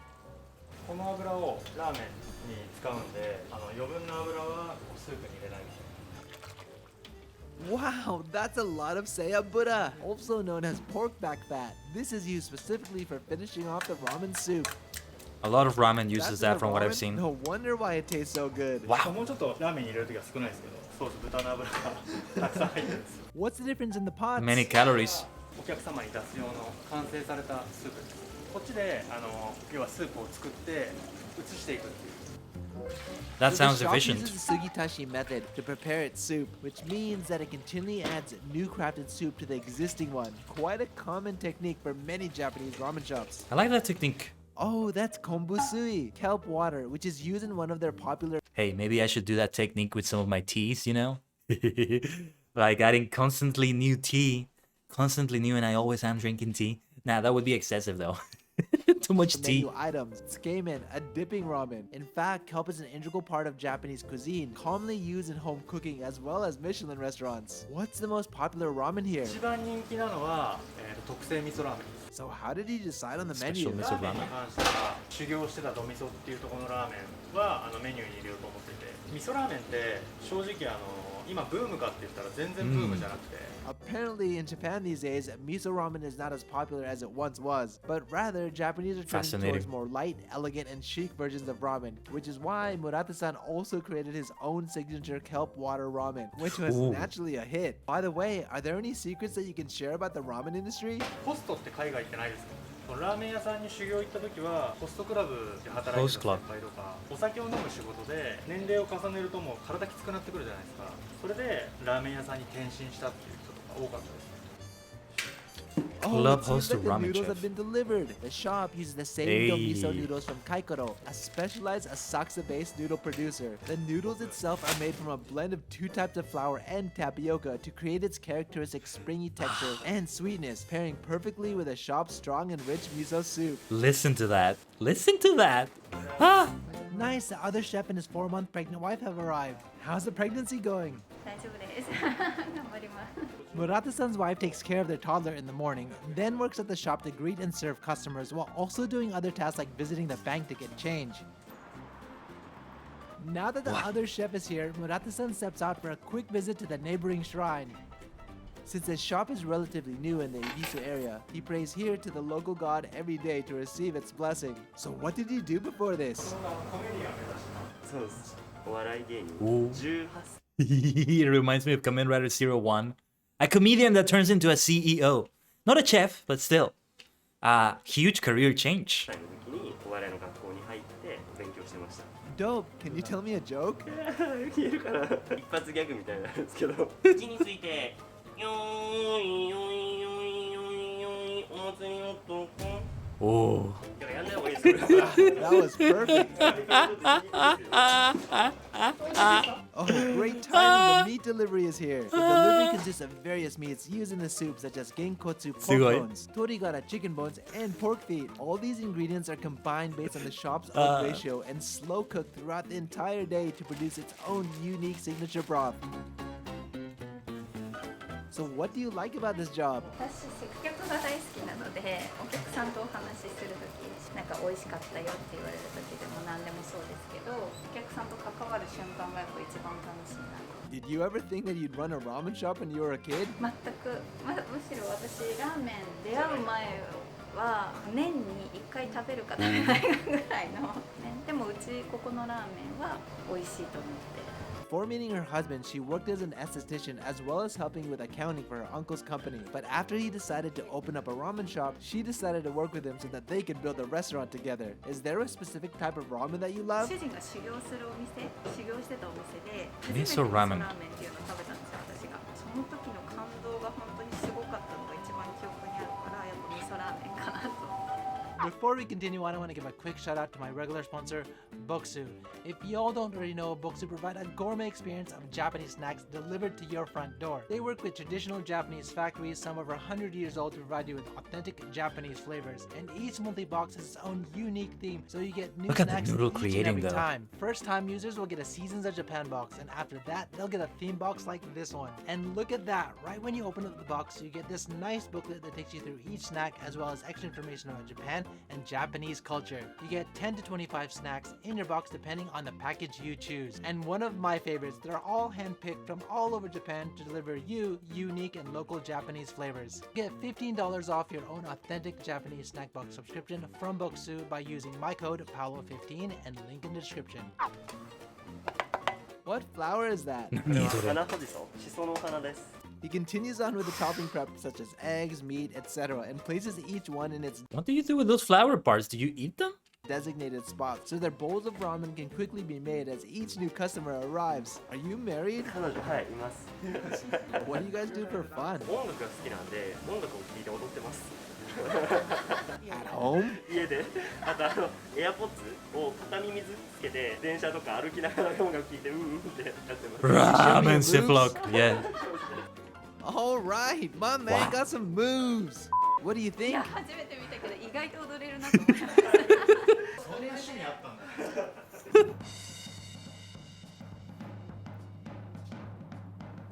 What are you gonna do now? ラーメンの元となるセットを作っていきます。 Before opening, they prepare the spices for about 20 bowls to minimize the customer's wait time. That's efficient. Oh, and that's their spice-infused oil called komi abura, Woo. which includes 12 different kinds of herbs like garlic and ginger. Yeah, you're saying it makes me crave ramen. It's not something I regularly have because, well, it's not something that you can just get most of the time. Like, there are some places around this dimension I'm in right now that have good ramen, but if you order it to go, it's not quite the same as eating it there, and it's like, I can't exactly go to restaurants every day either. And even then, those places are few. So it's not a regular experience I can have as much as I love it. Now, the store is open for business. Here comes the first customer. はい、いらっしゃいませ。 Ooh, here comes the good part. Oh, and this video wouldn't be complete if I didn't mention their key ingredient, miso. They blend 5 kinds of raw miso without adding heat to preserve as much of its flavor as possible. A Miso. distinct saltiness paired perfectly with the sweetness from the pork back fat, creating their signature bowl of ramen. Look at that. Look at that! Oh, I didn't expect that. Let's go talk that to the is so customers. lovely. That is so Hi, lovely. can I bother you? どうぞ Do you come here often? 定期的に来させてもらってます Cool, why do you come here? ここの味噌ラーメン美味しいですね What do you like about it? まず麺太くて縮れててスープとすごい合うというか味もうまいし見た目もすごい綺麗だし Yeah. 一回来て結構ハマってます どうもありがとうございました。お気をつけていってらっしゃいませ。 Damn, right after opening, it's already busy. Oh, Murata-san's wife is helping out with the Looks toppings so now. good, though. I guess they all know the system so well that they can fill in for each other when needed. Truly a family-run shop. Whoa, this one looks good as well. It's ℂ𝕠𝕟𝕤𝕒, hot noodles pre-mixed in a thick sauce. The fire they use there directly. Ah, yes, let's go. 混ぜながらお召し上がりください。 Excuse me, can I ask you a few questions? Hi. Why did you come here today? 職場がここに近かったので、 So what do you like about the shop? あ、もうこれがめっちゃ好きです。 Which one? 味噌あえ麺っていう。味噌あえ麺。やつですね。 Why do you like it so much? Miso ℂ𝕠𝕠𝕠. That kind of sounds like a pun. If that's what it is, well, that's clever.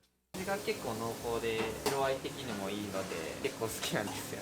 Thanks. ありがとうございます。 Oh, that's a skemen using kelp water. It's served with cold noodles, preferred by many Japanese in the summer. Well, that looks simple. So although the shop is tucked away from view from the main street, Murata-san says that it's not as big of a deal compared to many years ago when shops relied heavily on foot traffic. These days, as long as the shop can create a high-quality food experience, the internet and social media traffic will ultimately uncover even the most hidden spots. That's good. That's good. As it should be. So the shop doesn't close down between lunch and dinner like many other Japanese restaurants, but they make use of the slower times to catch up on dishes and cleaning. A great example of a Japanese family working hard to craft their beautiful ramen. And that's It's only 3 people working there. That's insanity. another one in the books. If you want to visit this shop and experience it yourself, I'll be sure to leave a link in the description. So that's behind the counter at a local Japanese miso ramen shop. If you guys like It has how school lunches are made in Japan, behind the counter at a local Japanese tempura restaurant. Oh my this god. video, help me out and hit that like button. If you guys want I see know, more right, videos like Siflock? this or anything But it's a bit related to insane hit that still. subscribe button and the bell button. I'll catch you guys in the next one. Paolo is fantastic. I cannot recommend his channel and all his content enough. But let's now go for Tasting History with Max Miller. Woo! This will be fun too. New recipes every Tuesday. He's insane too. How is he able to find these recipes and keep making them like that? It can go too far, but that is exactly why I love it. Yeah, but no, I was talking more about the work ethic. Like, damn, like take a break too sometimes. That's the impression I get too. But yes, Tasting History with Max Miller. I have seen just a little bit of this channel actually, not that much. So this might be great. He recently did a Titanic series. Ancient Greek breakfast, Tiganites, cucumber ice cream, Victorian ice cream, and the Queen of Ices. Cucumber ice cream sounds great though. But yeah, when there are some foods that go too far that are just amazing. How to make coffee a better way. Does he have anything tea related? He does not. Shame, shame, shame, shame. Well, actually, there isn't much to say about history with tea because anything that was like drunk 500 years ago, 1,000 years ago, it's still being drunk today when it comes to tea. So yeah. Unlike some of these food, like, what's the plural for food? Food or foods? I think it's just food, right? Yeah, there's all the classes. There's the Titanic Baker, Titanic second class experience, the crew members experience, and then there's the first class. Punch Romain from the RMS Titanic. Medieval samosas of Mughal India. I learned a lot about India recently from playing a civilization game with them. Anytime I play a Civ game, and you know what I'm talking about, Civlock. Anytime I play a Civ game, I always read the Civilopedia of the civilization I'm playing as. So I got to learn what the Mughal period is. They have a unique building called Mughal Forts in Civ 5. So that was great. So seeing something like this, it's great because now I know more about the context. Mughal is one of the Muslim periods, Muslim-occupied periods of India. History of pecan pie. Ooh. I am tempted to go for this one. Let me open that, but we might go for others. We're gonna get an ad break for 90 seconds. But in the meantime, let me decide. Emperor Nero's Feast, ancient Roman steak sauce, 1915 Yorkshire parking for bonfire night, cake for Guy Fawkes.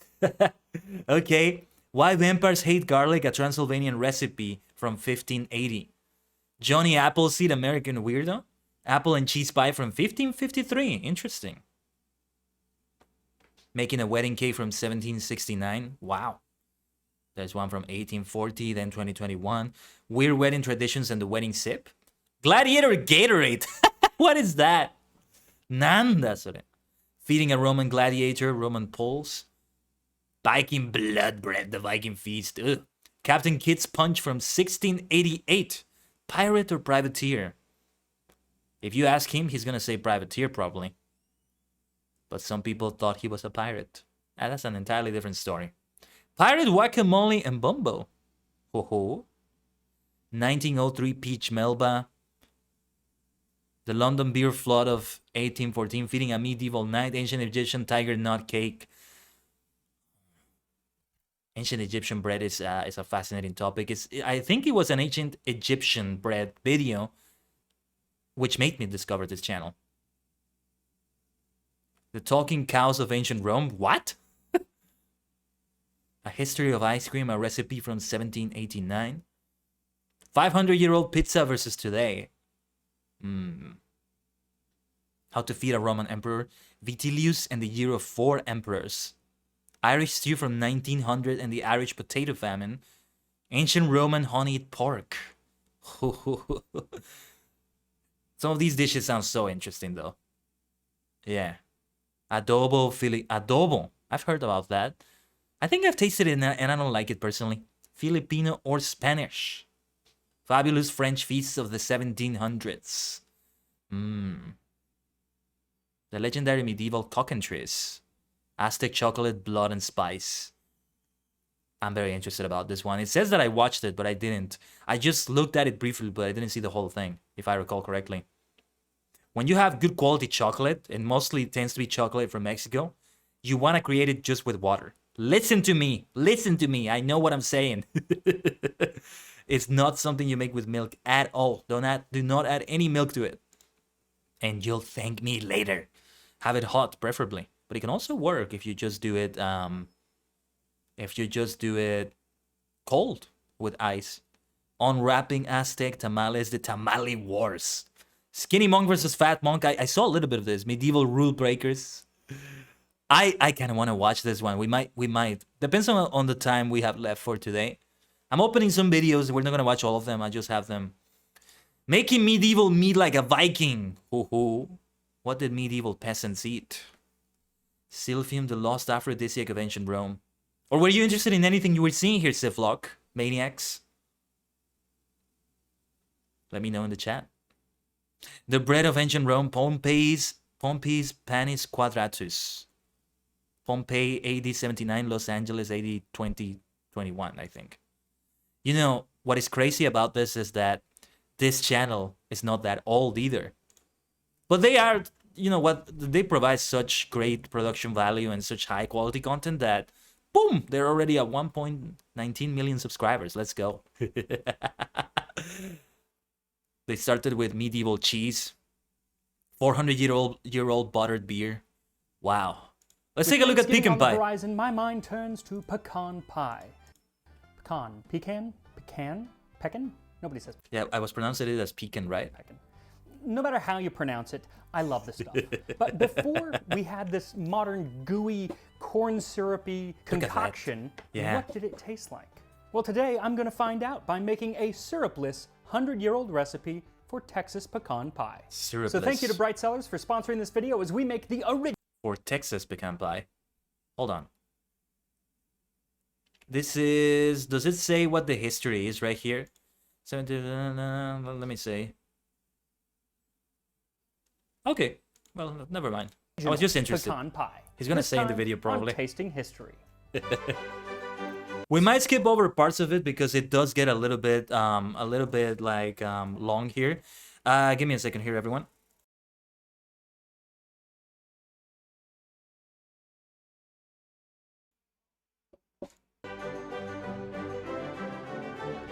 Let's see though.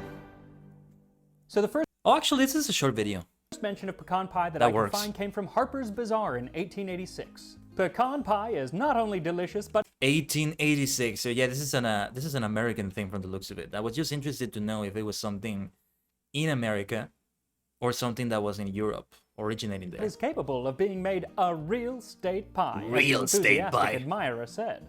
Not entirely sure what a state pie is, unless they mean like a state pie, because pecan pie is the state pie of Texas, but that didn't happen until 2013, so I'm not sure. But after this description, they do go on to give a vague recipe of how to make pecan pie, pretty much useless though. The first useful recipes, though, start cropping up just a few years after this, and there are a lot of them, and they're pretty much all the same. But this one from 1914 is, in my opinion, the best written one. Texas pecan pie. Cook together 1 cup of sweet milk, 1 cupful of sugar, 3 well-beaten eggs, 1 tablespoon of flour, and 1/2 cupful of finely chopped pecan meats. Line a pie tin with rich crust, fill with the mixture, and bake until done. I think when I finally make a pie of my own, the most difficult part is gonna be the crust. I am so gonna do the crust wrong, I think. Whip the whites of 2 eggs with 2 tablespoons of sugar until stiff, spread over the top of the pie, and brown slightly in the oven, sprinkling a few chopped nuts over the top. Tried recipes, Christian Science Monitor, March 24, 1914. Wonderfully simple, almost as easy as ordering wine from today's sponsor, Bright Cellars. Now, it was once said by a great person, one should not buy wine on label alone. Pretty sure nobody actually said that, but that doesn't mean it's not true. And when you go to the store, that's really usually all you have to go on, which is why I love Bright Sellers. After I'm watching these sponsored segments because they're also all related to food. So it's fine to see them too. They have my taste preferences down, but even from the start, I took their simple 7-question quiz and they paired me. How do you like your tea? That's a question they did? I'm interested. Even though I'm not that interested in wine that much. Down, but even from the start, I took. Let's see. How do you like your tea? Iced and sweet, ice with no sugar, hot with sugar, Arnold Palmer with lemonade. I have no idea what that is. Brewed strong. There's so many more options you could put here, damn it. This is nothing. This is not extensive enough. Yeah, brewed strong I think would be the closest thing we go for. Took their simple 7-question quiz and they paired me with wines they thought I'd like. And they were They might give me a wine I actually pretty like. spot on. Every month I get a box sent directly to my door, both with familiar favorites like Folk and Fable Cabernet Sauvignon, as well as new wines like Voyage dans le Vent. It's a Bordeaux blend from the southwest of France. Oh, it's so smooth. Super juicy, like dark juicy. Blackberry, dark plums. This would go really well with like a steak. I don't have a steak, I have pecan pie, but it's gonna go really well with that too. And for the month of November, to support tasting history, Bright Sellers is giving viewers 70% off of their first order. I'm not much of a wine person myself. Corkscrew. Just follow the link in the Never description, been one. take your quiz so you can start discovering wines that you will love. And until then, I guess it's just me drinking alone.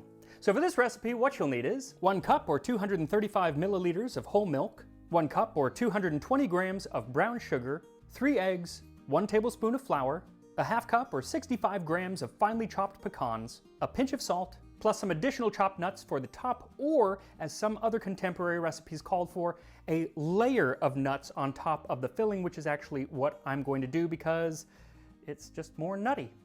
Also, you'll need a tin lined with your favorite pie there crust. it is, there it is. Now, I found that the quantity of filling that this recipe makes is... As far as I know, they also sell pre-made pie crusts, but of course I would want to do it myself, right? It's really not enough for like a modern deep pie dish. So I'm using a tart dish, which is much shallower, and it worked really well. But if you want to make more of a traditional pie, then I would double everything. Either way, you should blind bake the crust by lining the dough with foil and then adding baking beans and putting it in the oven at 425 degrees Fahrenheit or 220 Celsius for about 12 minutes. Then remove the foil and the beans and return it to the oven for 5 to 7 minutes or until the bottom starts to brown. Then take it out of the oven and let it cool and turn the oven down to 350 degrees Fahrenheit or 175 Celsius while you go ahead and make your filling. For that, first thing to do is whisk your eggs, then in a medium saucepan add the milk, sugar, eggs, flour, pecans, and the salt, and whisk everything to combine. Then set it over low heat and gently stir while it warms and begins to thicken. And you want to make sure that it is over low heat. You want it to happen fairly slowly because it's the eggs that are thickening into a custard.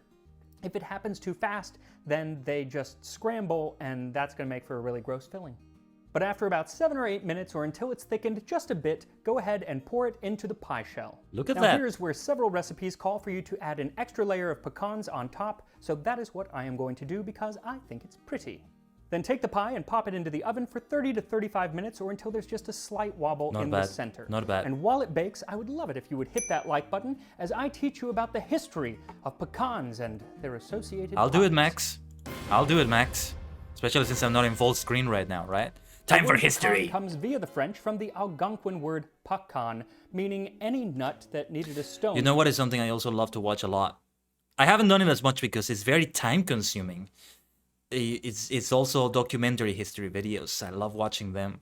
But they can be so time consuming because they can be like an hour long or so. Timeline world history documentaries. That's a fantastic channel to go for. Again, civilization brings out my interest for those things. So yeah. But man, there are so many I wish I could watch, but it's a lot of time. To crack it. The nut, which is native to North America, originally growing along the Mississippi from Illinois down to New Orleans and over to Oklahoma and Texas, was used by native tribes in the region up to 8,000 years ago. They were a staple of the diet, partly because they're a great food for foraging.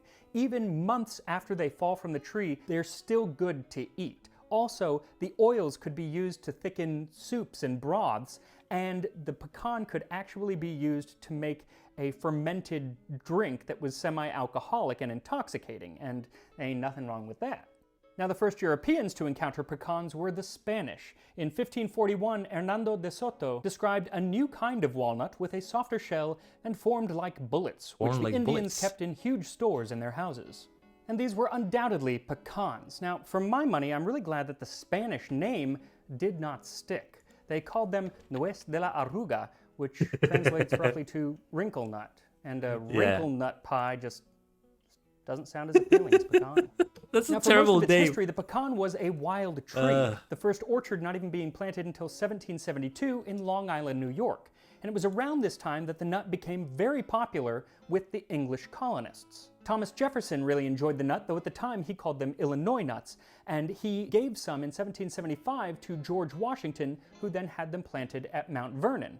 And a Frenchman who served with Washington in the Revolution remarked, "The celebrated general always has his pockets full of these nuts, and he was constantly eating them." And after Jefferson was sent to France as ambassador, he implored a friend in Philadelphia, "Procure me 200 or 300 pecan nuts from the western country. They should come as fresh as possible and come best, I believe, in a box of sand." Interesting.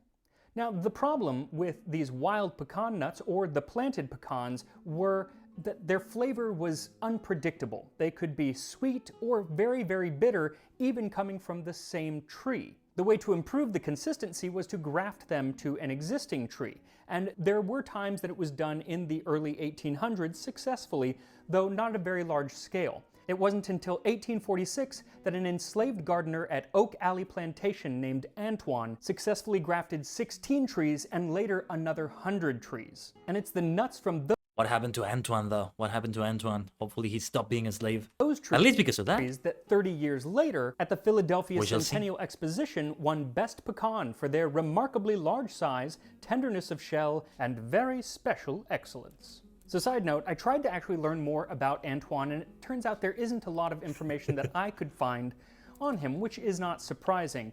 But it turns out that at the end of November, in just a few weeks, Katie Morley-Shannon is publishing his biography. So who knows, I might be back sometime in the future with an addendum on the life of Antoine. Fascinating. But for now, just know that his trees I was asking, not expecting an answer, and there it was. were very, very important. They became known as centennial pecan trees, and they were the basis for the commercial pecan industry for quite some time. It was also shortly after this that a lot of the recipes for pecan pie start cropping up.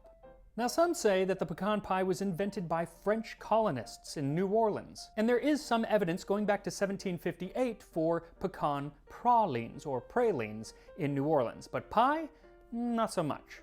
Pretty much all of the early pecan pie recipes came from Texas, and it's no wonder because Texans loved their pecans.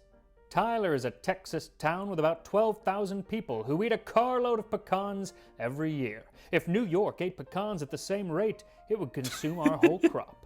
But unfortunately for Tyler, Texas, the word about pecan nuts had gotten out.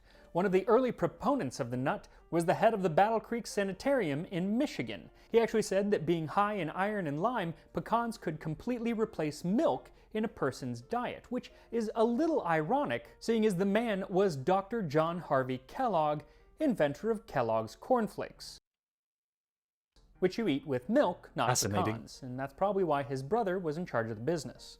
Now, I'm going to have to do an entire episode on John Harvey Kellogg because he was a fascinating and odious man. He was pretty horrible even for his time, and he basically invented breakfast cereal as an anti-aphrodisiac. So yeah, definitely deserves a full episode. But back to pecans. Now that the flavor was fairly consistent, the only problem in the pecan industry was that they were extremely labor intensive because they still had to be shelled by hand. And pecan sheller was one of the most dangerous and low-paying jobs in America. Dangerous because the pecan dust would get into people's lungs and cause them major health problems, and low-paying as in $1 to maybe $4 a week, which even a century ago weren't that much. And it was these... I mean, I know this is like a century ago or so, but can't you try using some sort of face mask while you're doing them? Jeez. These factors that led to the pecan shellers' strike.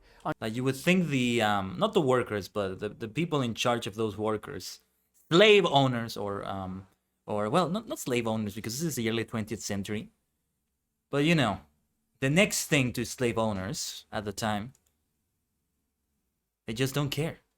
At least have some sort of cloth over your face, and that can already protect you a little bit. On January 31st, But I mean, based on how much they earn, you can see how much they cared about that. 1938, in San Antonio, Texas, 12,000 pecan shellers, mostly Hispanic women, walked off the job.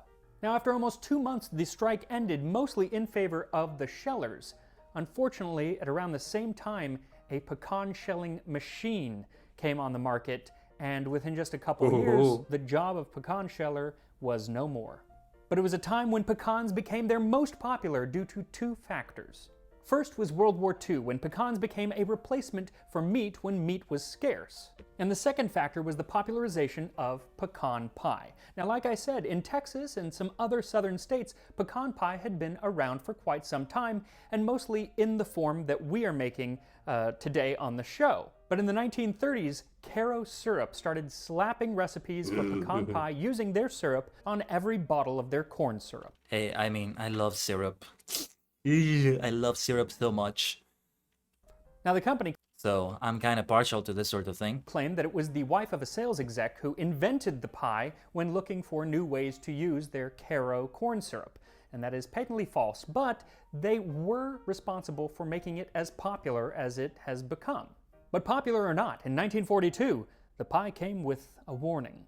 True Southern pecan pie is one of the richest, most deadly desserts of my knowledge. It is more overpowering than English treacle pie, which it resembles in texture. For to the insult of the cooked-down syrup is added the injury of the rich pecan meats. It is a favorite with folk who have a sweet tooth, and fat men in particular are addicted to it. Jeez. Well, I wouldn't say that I'm addicted to it, but I am looking forward to tasting it. So once your pie is baked, take it out of the oven and let it cool. And once it's cooled, you can go ahead and make your meringue. And for that, what you'll need is 2 egg whites and 2 to 3 tablespoons of fine sugar. Since you're probably using large egg whites, I would go with 3 tablespoons of sugar. Now, the most important thing when making a good meringue is that everything, the bowl, the whisk, or beaters, or whatever you're using, is completely dry. So okay, meringue. Make sure that everything is dry, and once it is, whisk the egg whites on a medium speed until you start to get soft peaks. Then switch it into high gear and very slowly add in the sugar. Then keep whisking until you get nice, shiny, stiff peaks. Then you can either spread it on the pie or you can pipe it on. And this is the time to use your creativity. You can either put it on the entire pie or just on parts of it, the outside, the inside, whatever you want. Make it look pretty. Then return the pie to the oven for about 12 minutes. Making it look pretty, all right. Oh, yeah. The meringue. But they are also preparing the meringue from scratch. I wonder if I'll want to learn about that once I make a pie. For my first pie, I've just got to choose like the most simple thing in the world. The most simple kind of pie anybody could possibly make. That a child could learn, that a 5-year-old could learn, that somebody who is extremely forgetful and clumsy and idiotic, which is not me at all, but still, just in case, just to get the most foolproof sort of pie possible, right? The most foolproof sort of recipe possible. It's to let the meringue brown, and it's ready to serve. And here we are, syrupless Texas pecan pie from 1914. Let's give it a go.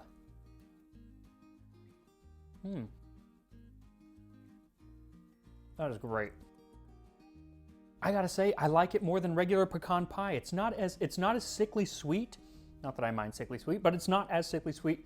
But it's also not as gelatinously gooey.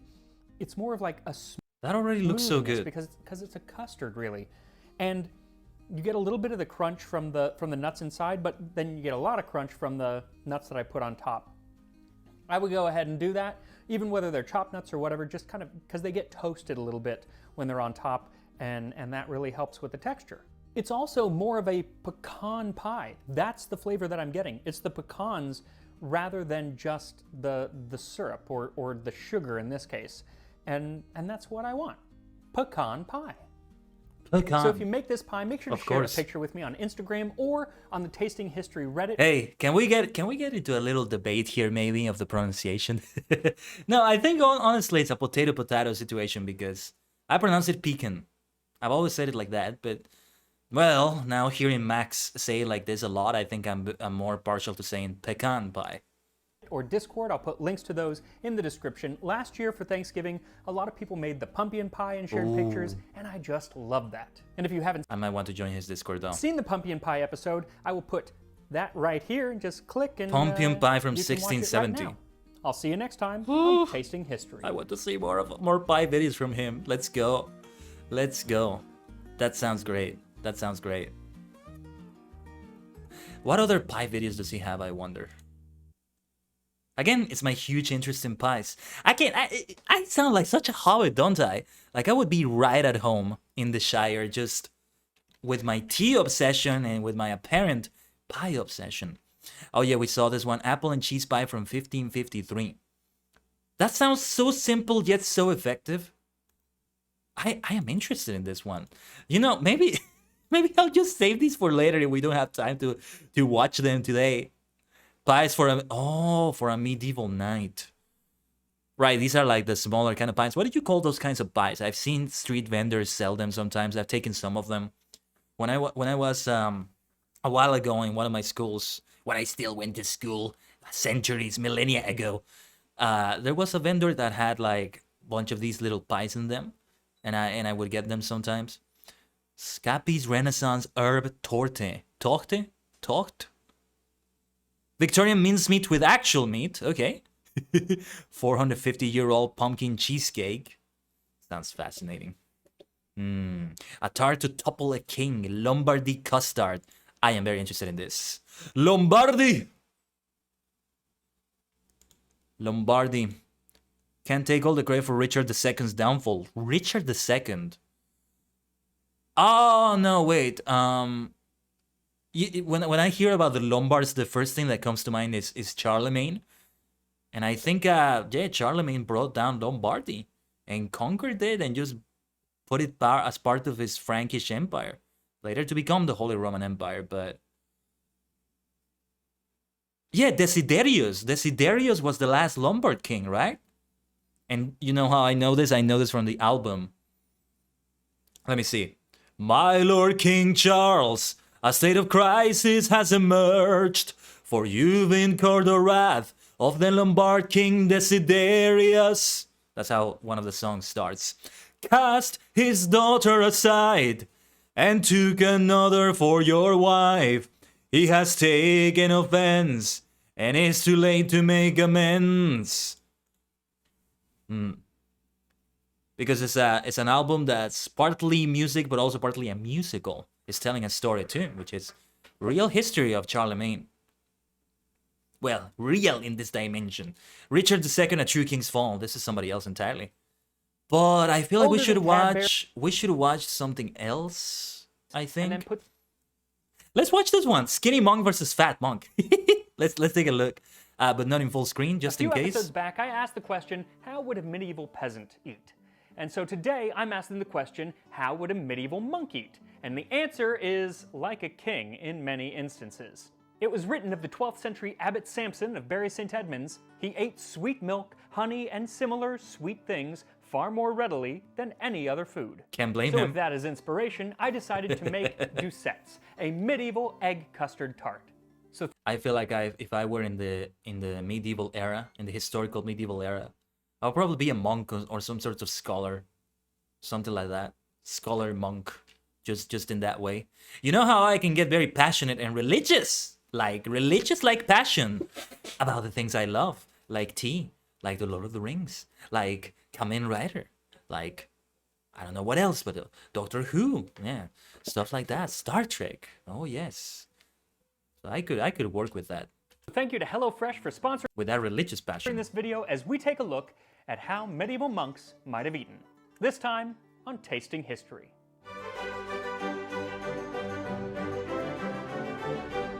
The fat aristocrat So there are two though. stereotypes of the medieval monk. The solemn and austere brother devoted to a contemplative life of work and prayer, and the fat and happy monk, or chunky monkey, who preferred a life of luxury, living off of the monastic wealth gathered over the centuries. And as it happens, both types of monks lived in medieval Europe at any given time, side by side. But for our purposes today, making a dish, I'm going with that second fellow who seems to have a little bit more options when it comes to cuisine. Doucettes. Take cream, a good cupful, and put it in a strainer. Then take yolks of eggs and put thereto and a little milk. Then strain it through a strainer into a bowl. Then take sugar enough and put thereto, or else honey for want of sugar, then color it with saffron. Then take thin coffins and put in the oven empty and let them be hardened. Then take a dish fastened on a peel's end and pour thin mixture into the dish and from the dish into the coffins. And when they do rise well, take them out and serve them forth. So these are kind of like a precursor to those wonderful egg custard tarts that you can get at any good English bake shop. They also remind me of the Portuguese pastéis de nata a little bit, and those are amazing. They actually deserve... Okay, pastéis de nata. Nata. What did nata mean? Cream? Cream pie, cream cake, I think would be a rough translation of that. Portuguese pastéis de nata a little bit. I'm saying this because I know Spanish, so Portuguese is similar. And those gives me an idea. Amazing. They actually deserve their own episode. The big difference is that modern custard tarts tend to have the filling partially cooked before going into the oven. Not so with these. Also, since this recipe has the wonderful phrase, serve them forth, I will let you know that the oft-requested serve it forth merchandise, t-shirt, and apron are now available at the link in the description. And thank you to Rachel Alcorta, a viewer, for sending me the design. It's awesome. So for this recipe, you'll need 1 1/4 cup or 300 milliliters of cream, 7 egg yolks, 3/4 cup or 175 milliliters of milk, a half cup or 100 grams of sugar or honey, a pinch of saffron threads, and some dough. Now, the recipe is not specific as to what kind of crust this needs to be, but it does say they're coffins. And typically in medieval recipes, a coffin is going to refer to something that you're not actually going to eat. It's really just there to eat out of. So it's probably like a hot water crust pastry. That said, I want to eat the crust, so I used a short crust pastry, but you can use whatever you want. So this is actually a pretty simple recipe. I'm the type to eat the crust as well, all things considered. For pies, for bread, for pizza, I always eat it. I nearly always eat it. Not too many ingredients, and that's a good thing because I hate going to the grocery store, which brings me to today's sponsor, HelloFresh. We've been using HelloFresh. I'm going to skip this part in this case. It's good though. I've seen HelloFresh be a sponsor for other people that have nothing to do with food as well. Sounds kind of okay, but not for me, personally. Just a couple bites. So whichever size you go with, line your tart tin with some baking beans, and then blind bake at 400 degrees Fahrenheit or 200 degrees Celsius. Now when I did the little tiny tarts, I used these, which are perforated tart rings, and you don't have to use baking beans. They're really, really awesome. I'm going to put a link in the description. I just found them, and I'm kind of obsessed, and now I want to get all the sizes. They're not cheap, but they are really, really cool. Now, if you are using baking beans or pie weights, remove them after about 15 minutes and then put that empty crust back into the oven for 5 to 7 minutes until it is, as the recipe says, hardened. Now for the filling. If you are using saffron threads, which I suggest because they're going to get a nice dark color, I'd put them into the cream at the very beginning for about 10 minutes to soak. You can put it in later, which is actually what the original recipe says, especially if you're using ground saffron. Anytime is going to work, but I find that it's better to do it at the beginning and strain them out early on. It gets harder later on. Next, whisk your egg yolks, then whisk in the cream. Notice that I'm putting mine through the strainer now so I can catch those saffron threads. Oh, I saw that. Then add the milk, and finally beat in the sugar. Make sure to add the sugar nice and slowly so it incorporates properly. Now at this point, the original recipe says to pour the mixture into the coffin, or the crust, while the crust is still in the oven. And it says to put it on a peel, the mixture on a peel, which is this. Nice. So it would have had a much, much longer handle at the time. And they would have affixed it somehow onto the end of this and then like poured it. I'm not going to do that. One, because it seems like an engineering nightmare. but 2, because I don't have these massive medieval ovens like our 15th century baker would have, where moving things in and out is very, very difficult and you have lots of room to maneuver. I have a little oven, and it's easy to just take it out, let it cool, and then put it back in.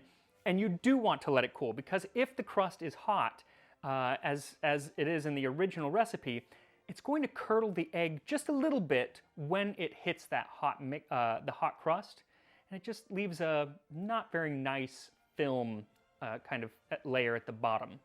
You don't want that. So take the crust out of the oven, let it cool, during which time you want to turn the oven down to 325 degrees Fahrenheit or 160 Celsius. Then, you know what just came to mind to me all of a sudden? Not related to this video at all, but for some reason I just thought of Gordon Ramsay, thinking of all these food videos and stuff, but that would be an extremely different type of video. We're not gonna watch anything like that today. But you can find a lot of clips, and really full episodes for that matter, of Kitchen Nightmares, which is really the only thing I've seen from him. I'm not interested in any of his other shows that he does, but you can find a lot here. Once the crust... The official Kitchen Nightmares account posts a lot of stuff. They have some interesting people or person in charge of it, really aware of like memes and stuff in social media. Is cooled, put it back into the oven, and pour the custard in. Look at it. Then you're going to bake that for about 45 minutes, or until it puffs up. If you're baking a smaller tart, I would start checking them around 25 minutes. Depending on the size, it can take a little bit longer. Nice. But really, once it's kind of puffed up and starting to just darken on the top, they're going to be done. Now, while those bake, let us take a look at those 2 types of monks I mentioned. One who would love our doucettes, and one who would hate them. Yes, I want to hear about this. This is fascinating to me too. We think it's sufficient for the family dinner that every table have 2 cooked dishes. 2 cooked dishes? And if any fruit or fresh vegetables are available, let a 3rd dish be added. Let a good pound weight of bread suffice for the day, whether there be only one meal or both dinner and supper. Above all things, however, overindulgence must be avoided, and a monk must never be overtaken by indigestion. The rule of Saint Benedict. That is a good one. That is a good those are good guidelines to follow, aren't they?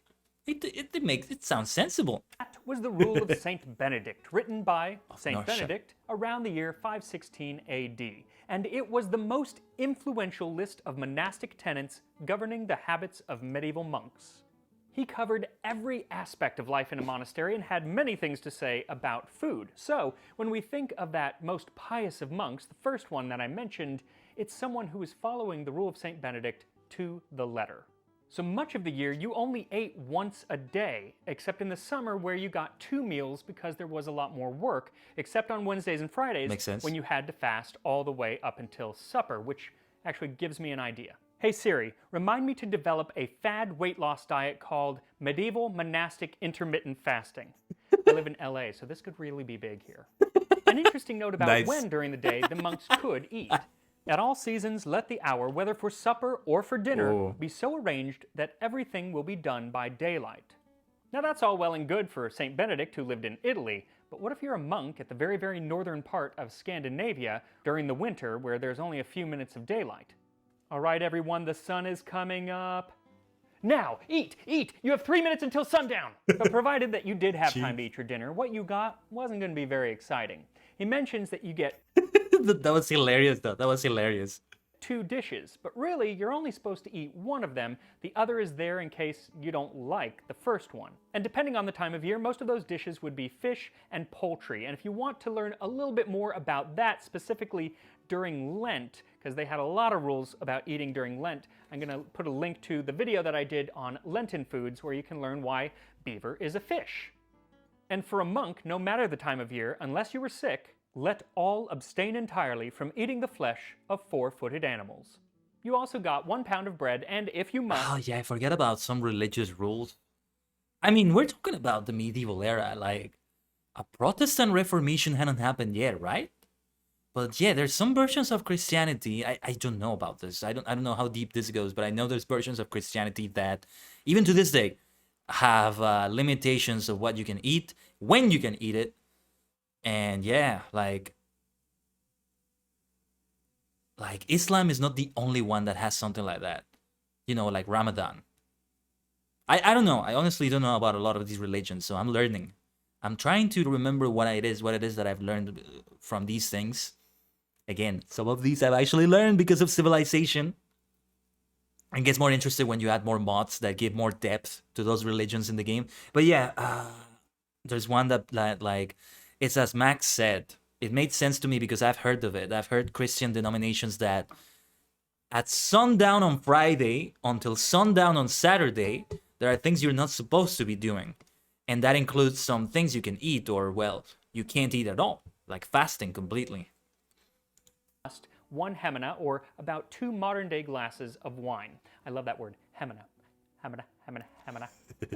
Though, those to whom God gives the strength to abstain should know that they will receive a special reward. Oh. Wine is by no means a drink for monks, but since the monks of our day cannot be persuaded of this, let us at least agree to drink sparingly and not to satiety, because wine makes even the wise fall away. But if there's anything to know about medieval wine, or beer, or cheese for that matter, you know that Europe's best often came from the monasteries.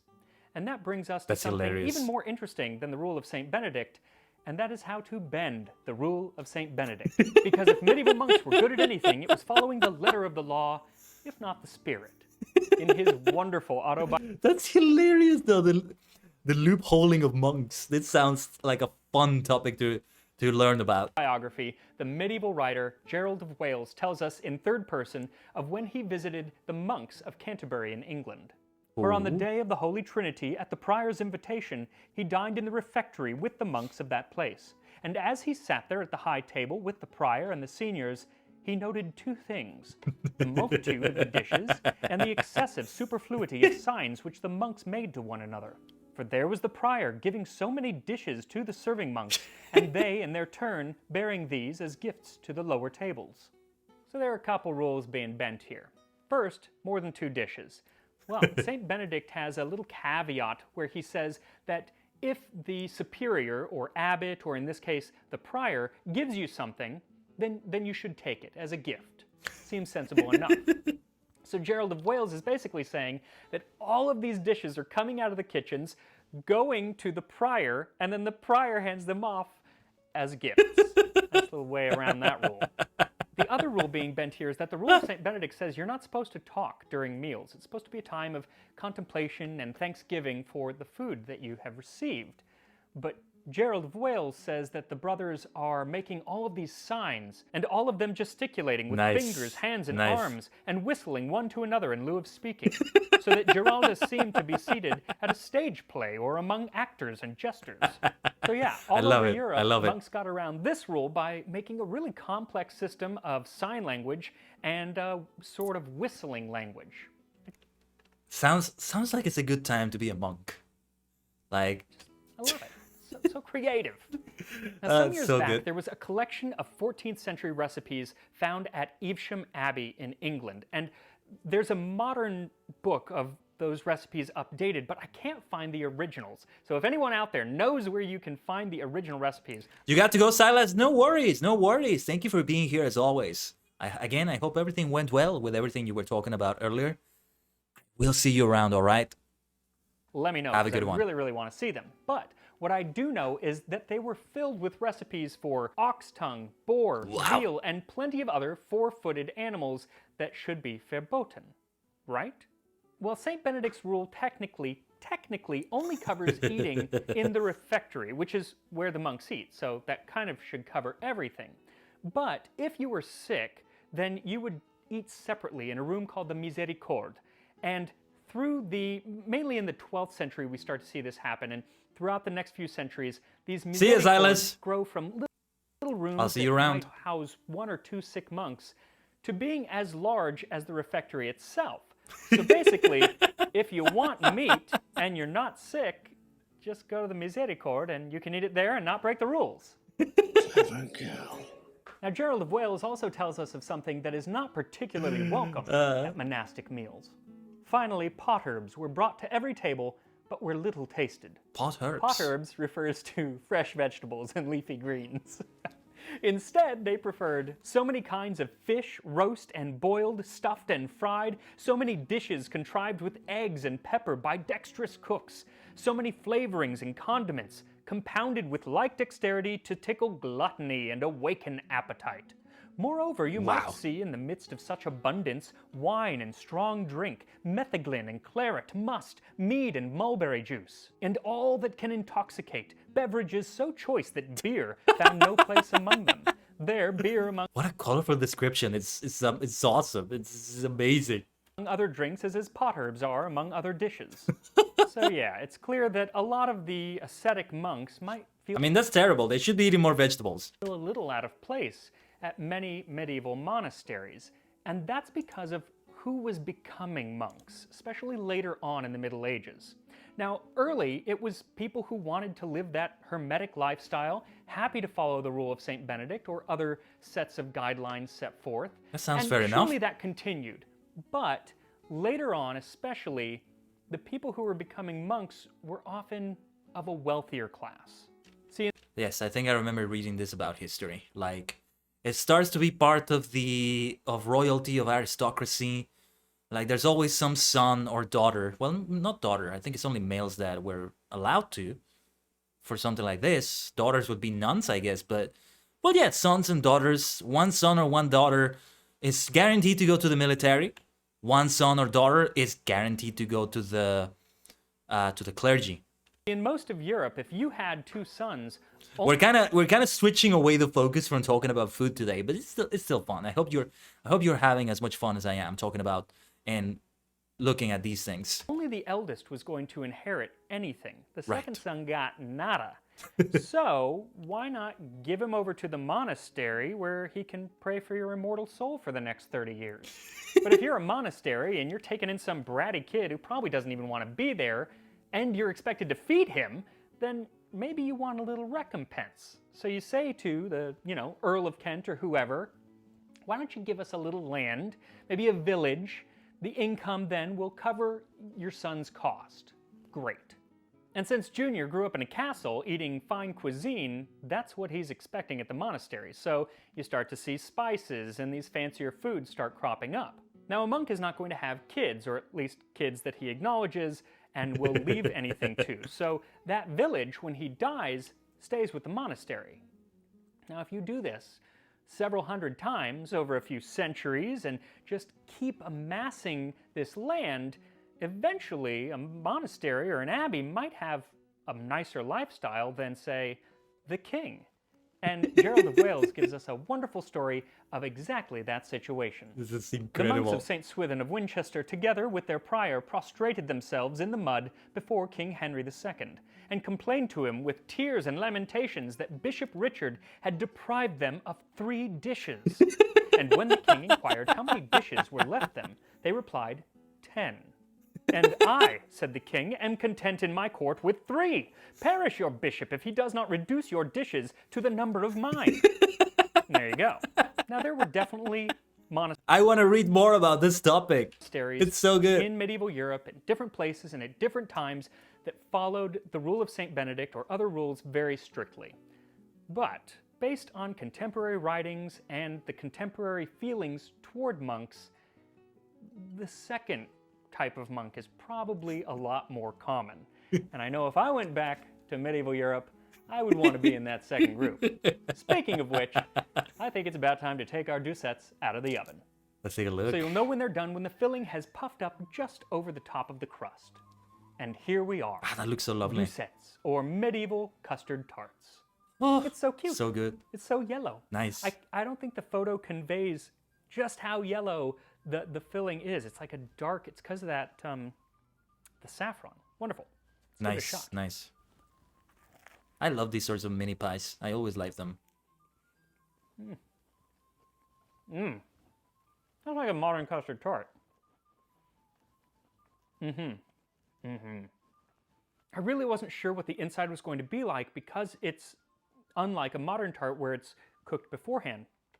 But it's just as creamy and rich and sweet. Now, I used a lot of sugar, so it is sweet. You can use a little bit less sugar if you don't want to have it that sweet, but This is really good. It kind of reminds me of creme brulee. And in fact, Creme brulee. the fact that it was Oh, have I ever had creme brulee now that this is mentioned?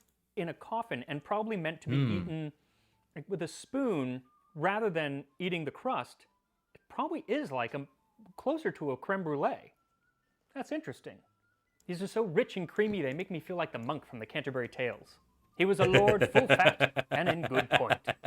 So make sure you go to HelloFresh.com and use code TASTINGHISTORY10 to get 10 free meals, including free shipping. And I will see you next time on Tasting History. Wow, this was so much fun. This was so much fun to watch. I need to watch more of these tasting history videos. They're great. They're such a great learning experience. Different than the channel we started watching today, which was Yummy Boy here. These are good videos too. These are good ASMR to an extent. Yeah, they are ASMR videos to an extent. Right there. Let me close this now. And okay. Then we can play some music again.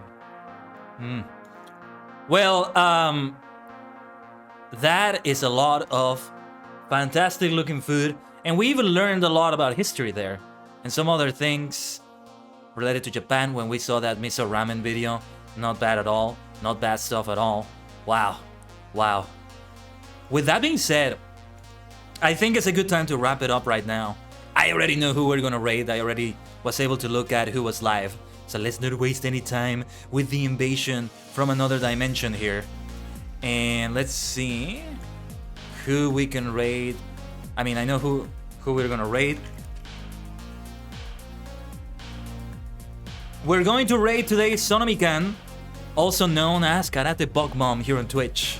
Well, thank you so much for joining me today. I hope I didn't make you with too much mouth water. I hope I didn't give you too much mouth watering stuff here. And, you know, if you're gonna have something yummy, just control yourselves so you don't become a fat monk like we saw there at the end. Now, here's a reminder for the schedules. Tomorrow, we have something very special because it's the first ever live stream on YouTube. I hope to see some of you maniacs there. It should be interesting because it's gonna be a very different account. Maybe a different name than the one you have here on Twitch. There's gonna be scuff, I'm not gonna lie. There's gonna be scuff. But I'm gonna work on things. There's some things I need to work on right now. I might do the waiting room. I think that's a thing to do, right? So, yes, we should. I think I should be working on the waiting room right after I finish here today. As soon as possible. But also, on Monday, we will have the special Final Fantasy XI live stream. Playing that game for the first time. I don't know how that's gonna go either. There might be some scuff to that too. But well, we'll see that more formally in the full schedule right there. Thank you so much for this week on Twitch, everyone. I'm sorry we couldn't have a stream on Wednesday, but hey, I am working on preventing these things from continuing to happen. Let's raid Sonomikan, a fellow Tokusatsu VTuber, in a way, you know, fellow VTuber that loves Tokusatsu. She's a former Sentai villain too, so yeah, she's more like a Tokusatsu VTuber than I am, in a way. Thank you so much, maniacs. I want to see you all there tomorrow on YouTube. A different platform, but still a meaningful one, alright? Have a nice weekend, regardless if I see you there or not, alright? Let's raid. I'll see you around.